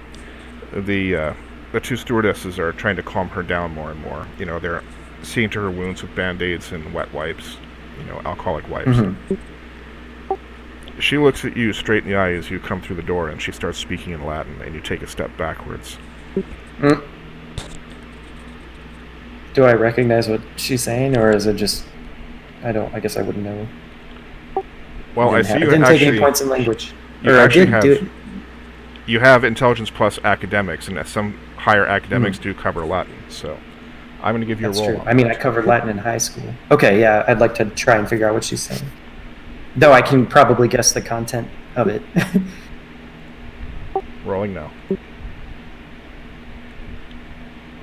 You have no idea. You think she's ordering from a Burger King menu. I have zero knowledge on this. Okay.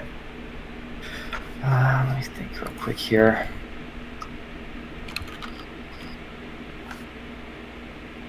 I'll check something really quick. Boom. Ladies and gentlemen, we are 20 minutes out from Phoenix, Arizona. Please start putting yourselves in an upright position and prepare for landing. We'll let you know when we're making our final approach.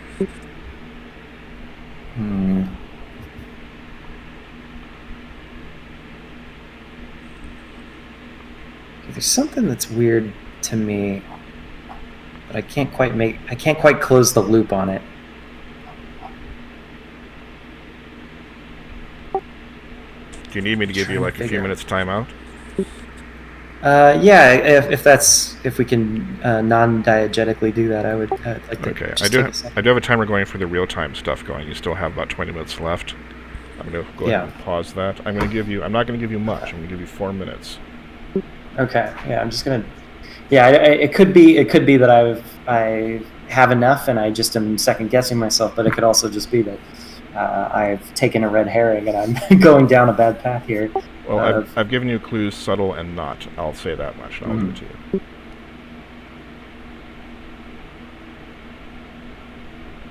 Let's see. Yeah, I mean the eye twitch thing was a pretty good. Like it was a good nail in the coffin, I guess. There's no. So on the manifest, there was no entry for the little girl, but was there an entry for the mother? I forgot. There was no entry for the little girl. But there was an entry for the mom. Or, logically, whoever is sitting in the place of the mom. Right. I mean, I'm just shorthand referring to them as the mother. So yeah, I guess there's part of me that's wondering if they have sort of manipulated or charmed a person into playing the part, paid a person to play that part, because they definitely don't seem. I mean, I'm not going to say the bad parenting or just not caring that much is related to, oh yeah, it's a vampiric plot to get the case. But well, you played Bloodlines. That's World of Darkness parenting. Yeah, I'm just saying it's like I don't want to directly equate it off the bat, but that does feel like, hey, that person's disinterested enough. Like even like I've been on flights before where there's a kid who sits next to me and they end talking to me for most of the flight. And the parents are just like, yeah, whatever, it doesn't matter, we're all on this flight together. So it doesn't set off any alarms for me that the mom isn't like, why are you talking to so-and-so? Why are you talking to the nun? Why are you talking to the guy? Why are you talking to... But it is weird to me that she is like anything that's happening, she's mostly looking at her phone, and the nun bleeding from the hands was like what it took to get her to kind of unglue there, which is, I mean, like, it could just be a disinterested person. I don't know. True. So yeah, there's enough there where it's like I might just be grasping at straws to be suspicious of the lady that I don't think is the actual mother of the kid. I guess for me, what I think is my working theory, I guess, is that initially the kid I thought was just like a proxy, but I think that was like a ploy to get me to start running around and looking at everybody and just, trying to point the finger at everybody else when really the person's just right next to me pretending to be taken over. And then that presents a problem in itself because now it's like I've involved this Marshall lady, and if I'm like, yeah, I found the person, and they're like, who is it? And I'm like, it's that kid. That's not going to go great. They're not going to buy that. So there might have to be something that I do to deal with that differently, if that indeed turns out to be correct. Another thing that I might try, and I'm just thinking out loud. Another thing I try is actually, that's risky. Well, if it helps, remember that it is a one-shot. You don't have to be married to the character, but I know you're totally invested in the story and you want to do your best with it. I don't want Graves to go to the grave. 60 seconds, by the way, before I start the timer again. Gotcha. Yeah, there's a few things. There's some really risky things I can do that are like spirit of the law versus letter of the law about the deal and everything like that. Okay. All right.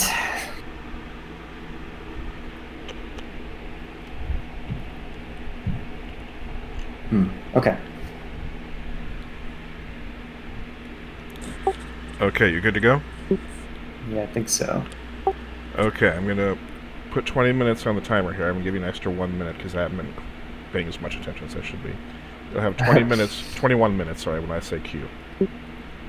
Okay.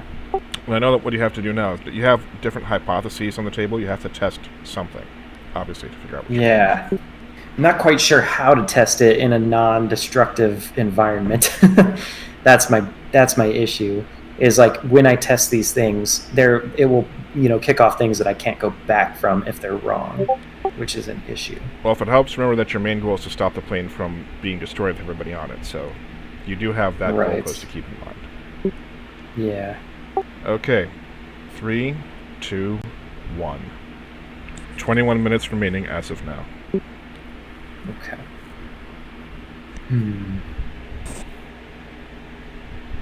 Okay. Yeah, just now that we're back, I want to just do another scan and just see, like, the lady's yelling at me in Latin. I'm standing there, and the nuns are freaking out. She's doing some kind of stigmata situation. The stewardesses are trying to tend to them, and then everybody else is kind of trying to ignore it, but every now and then they kind of like wince when they hear the lady yell. Are you doing for a awareness or alertness?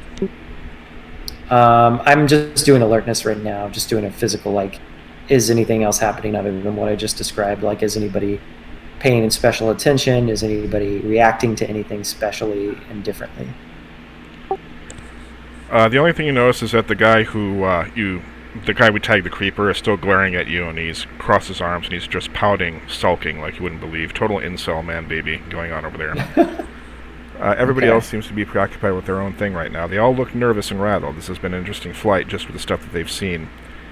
But they're going to be anxious for this thing to land. Yeah. I'd be happy that it's over. Okay.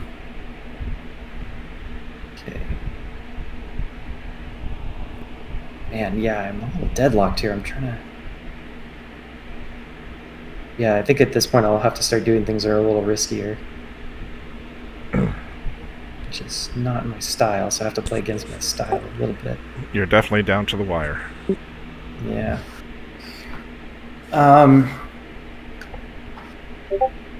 Okay, shoot, this is gonna be weird. Let's just see if we can do this. God, this is dumb. Why would I do this? Would I do this? I'm trying to think if this makes sense, or if I'm just being weird.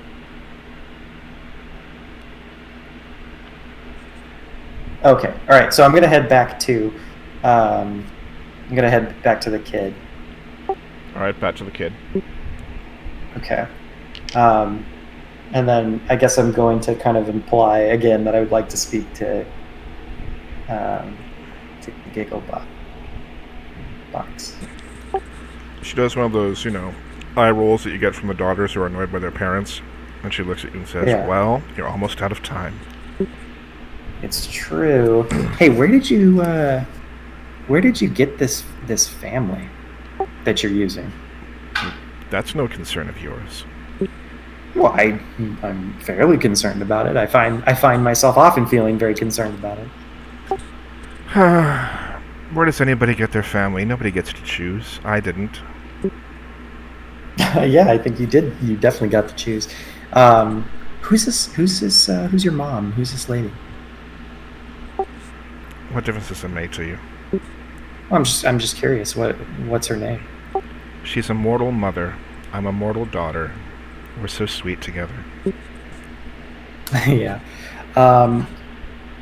So this is gonna sound kind of weird, but it does seem like they want you back there. They want what? They want you back there. They keep asking for somebody to, like, I think it has to do with earlier when they were fussing at you about the wand. They want you to go there because the young nun, now I'm not clear on this, but the young nun is having an issue because she feels distressed about you playing with some sort of like blasphemous, magic wand toy, and they want to talk to you. They want to have some, like, one-on-one to sort of like clear you out. I know this sounds weird. I mean, they're pretty sure that you're just a kid, so I guess they want to. Do you seriously expect me to go back there and do a favor for one of God's children? No, I'm telling you that's what they want. So I'm guessing you probably don't want to go near them at all. So what you could do, and this is what I would recommend if you want to keep your cover and keep this game playing, is that you can send the kid to go talk to the nuns, and you could just check out for a bit. I don't think that sounds like an interesting use of my time. Well, otherwise it's going to become a whole thing, and you're not going to be able to focus on the game. And I'm probably going to make progress that you didn't plan for if you're too busy dealing with them. All right, I'm going to make a roll for you here. Okay, is it? I guess subterfuge again, manipulation subterfuge. Absolutely true. Absolutely right. Son of a bitch. What? What was the result? Well, my difficulty was going to be 8 because you're trying to convince this person to do something that's obviously not in their best interest. Rolled 9, 9, 10. Wow. She That's pretty frowns. good. She frowns and she looks back there and says, "Fine, just to make sure that everybody stays on the same page and nobody looks too closely, I guess I'll let her scold me for being a satanic little child." Now, yeah, and so I guess I'm just saying you probably want to give the kid up for a minute so that you don't have to, be near the nun. Yes, I suppose that would be the wisest thing to do, wouldn't it? Yeah. So the little girl gets up and starts walking towards the back of the plane. So I'm going to keep an eye on her. I'm going to be looking for anything like supernatural about this. Like, do I see a change in sort of whatever aspect is causing her to act like Gigglebox? Or do I see no change at all? I'm just going to try and keep my eye on that. And that might be a role that I have to do, like awareness and perception kind of situations. All right, I'm going to give you a break on that difficulty because you are paying attention with acute senses, basically. You're watching. That's true. I did take the merit acute senses. All right, so let me see. Which I believe is like a +2 to any sort of check that I do like that. +2. Okay, good to know.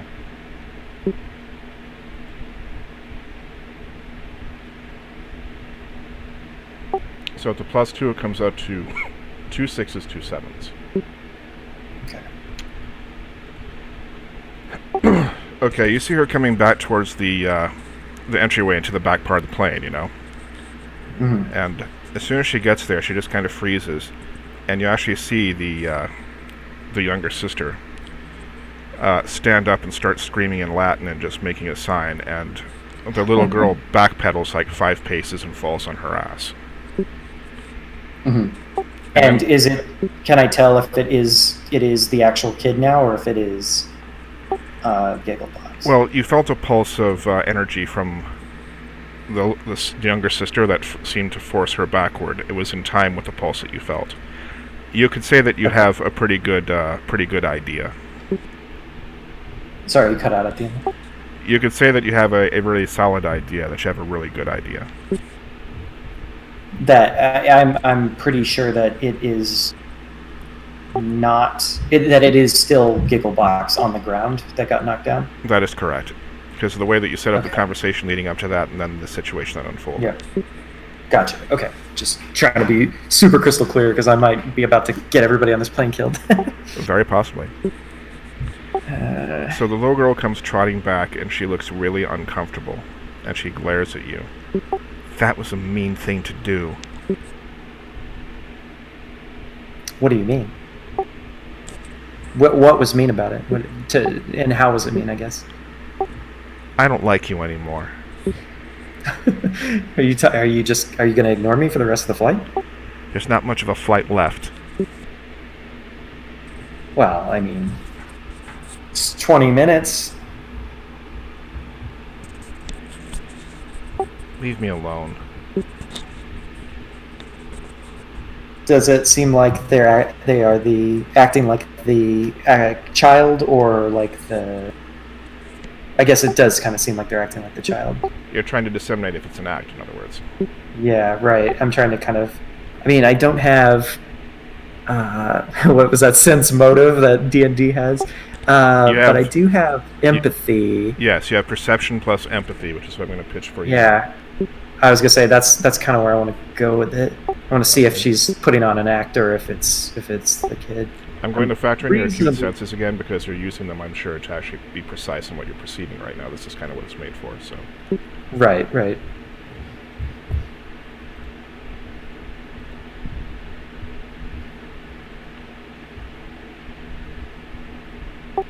Okay, so 10, 10, 9, 11. Holy crap! Yeah, the I crack. can never roll that way in person. I know, the storyteller has to roll for you. Now you're rolling like a god. Yeah. Oh, I like it. I like it. This is our new system. Anytime we ever have to play together, you're gonna roll for me. I don't know, I might make you roll for yourself just to keep the things even. I don't know. We'll see. But it's a spectacular perception roll, and the cracks are very obvious to you now. The situation as you hypothesized it is accurate. Okay. Okay. And take a bonus experience point because you did sort out what the situation was earlier. I didn't want to tell you, but you did calculate it correctly. Gotcha. Okay. All right. So, I guess I'm gonna sit back down. I'm gonna get her attention. You get her attention eventually. She's kind of sulking and glaring at you. She's still trying to put on the little girl. Right. And I say, I think you'll have to, and this is going to be really a big risk. It's trying to sound cool when I might be wrong, but he says, I think you'll have to try for the case again sometime, Gigglebox. She looks at you and she stares at you because she's kind of digesting the implication of the words because I know you chose them very specifically. Mm-hmm. What exactly are you trying to imply? State it clearly. I am saying that I think you've been trying to send me running around a wild goose chase when, in fact, you were the answer the whole time. I think that you are trying to make me think it's anybody else in here, but it's actually just you right from the start. Okay, I have to make a roll now. Hang on.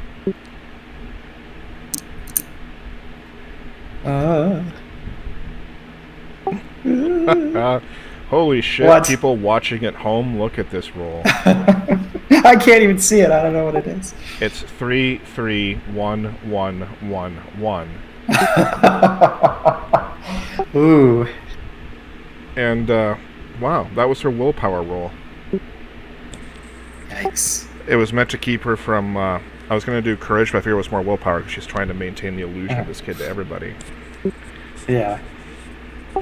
She starts loudly cursing you out at the top of her lungs in a language that you don't even know. She's kind of snarling a little bit. Oh, man. The stewardesses come over and they're like, "Ma'am, please control your child, please. We've had enough on this flight already."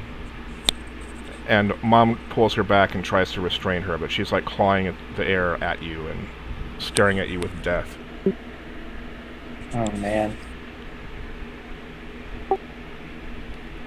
And, you know, there's that corporate guy who stands up and says, "Could we get a damn exorcist on this flight all the fuck ready? Seriously. Am I flying Air Satan around here?" So what is the kid doing? She's got her arms crossed and she's glaring at you, and she's not saying a word, but if she actually had a pulse, her cheeks would be flushed red. So I say... She's letting blush of health wear off, by the way. She's looking much paler. Oh, really? Okay.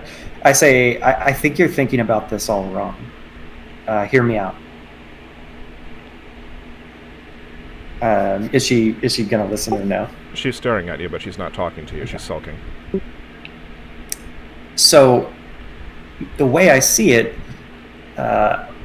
it's probably going to be that our goals remain at odds for a long time. And if you won here tonight, then that would mean that this game was over.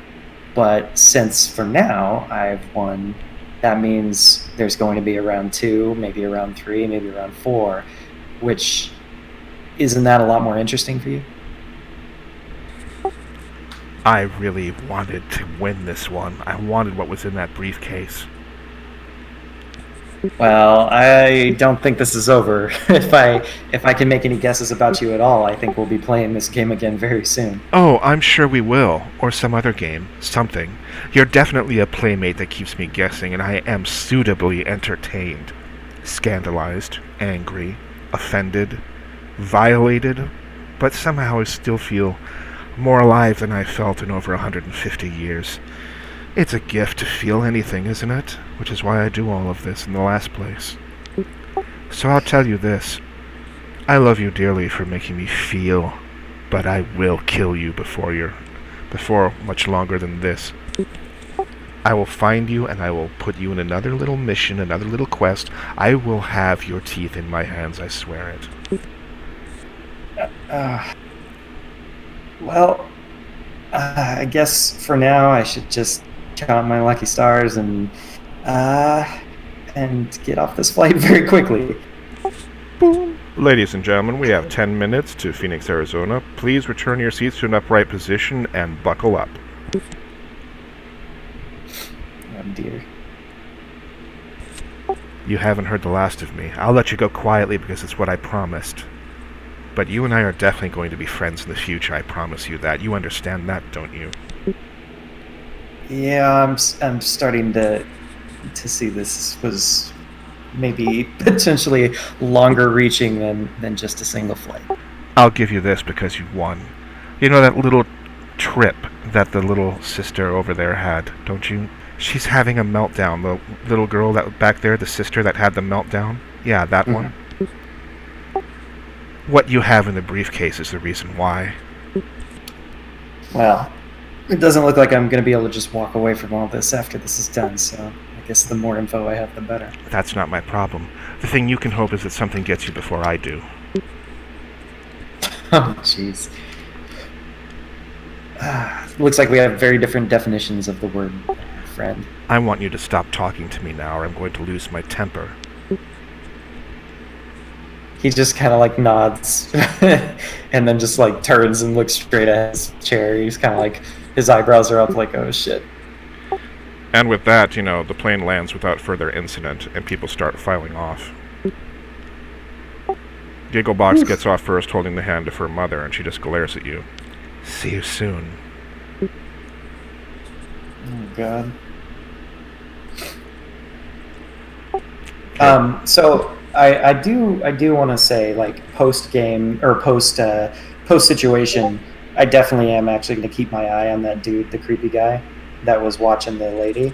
Because in this it says, you know, the kind of noblesse oblige of the Ventrue is that they try to do things for others sometimes, and he definitely had his alarm tripped, and so he is going to basically follow that guy and see if he does anything bad, and if he does, he's probably just gonna dispose of him. Alright, so before you get to that though, and it's a good thing you did, and I'll explain why in a minute. When you get off the plane, there's somebody who's dressed identically to the guy that took you through the terminal earlier, but he's got, like, shorter brown hair. Different guy, different, but same outfit, obviously. It's beckoning to you. He puts his hand on your shoulder and walks you out. You get into a waiting limousine, and he takes off. And you have an old friend inside the limousine. An old friend. Welcome to Phoenix. What is this you've brought me? Great. I tell you, but it's need to know only. Let's just say you've done an exemplary job. Usually I do his voice better, but I'm kind of coughing with the allergies over here. So. Oh, I knew who he was supposed to be. Yeah, you know the guy. So I know him. that ends the short story here. You actually did fantastic. You know, you're very subtle. You put all the clues together, and you did really, really well. You did absolutely the best that I could hope somebody could do with the scenario, because I kind of wanted thanks. to beat the scenario. I would have absolutely killed everybody on board and crashed the plane if you failed. I believe it. Yeah, I felt like I was. There were a few parts where I was kind of floundering, and I was just like, "Gosh, I think that was good because I was following sort of your your red herrings, and I was doing the goose chase, and it was getting me a little plugged up where I'm like, I don't really know what to do next. And it was just like a weird thing kind of clicked, and I was like, I think I might have just been running in circles when I could have just looked right from the start. But I was still pretty unsure. Even at the end, I was like, I might be making a huge mistake right now. But that was really cool. But that kept you entertained was the point. It kept you from having too easy a time with it, which is what we wanted to. Yeah.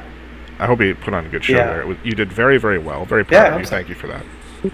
Thank you. Yeah, that was fun. I on the character sheet, I labeled the Chronicle nonstop in a reference to the Liam Neeson movie where he's on the plane and they like somebody's like threatening him and stuff. I was like, oh my god, it's like nonstop but with vampires.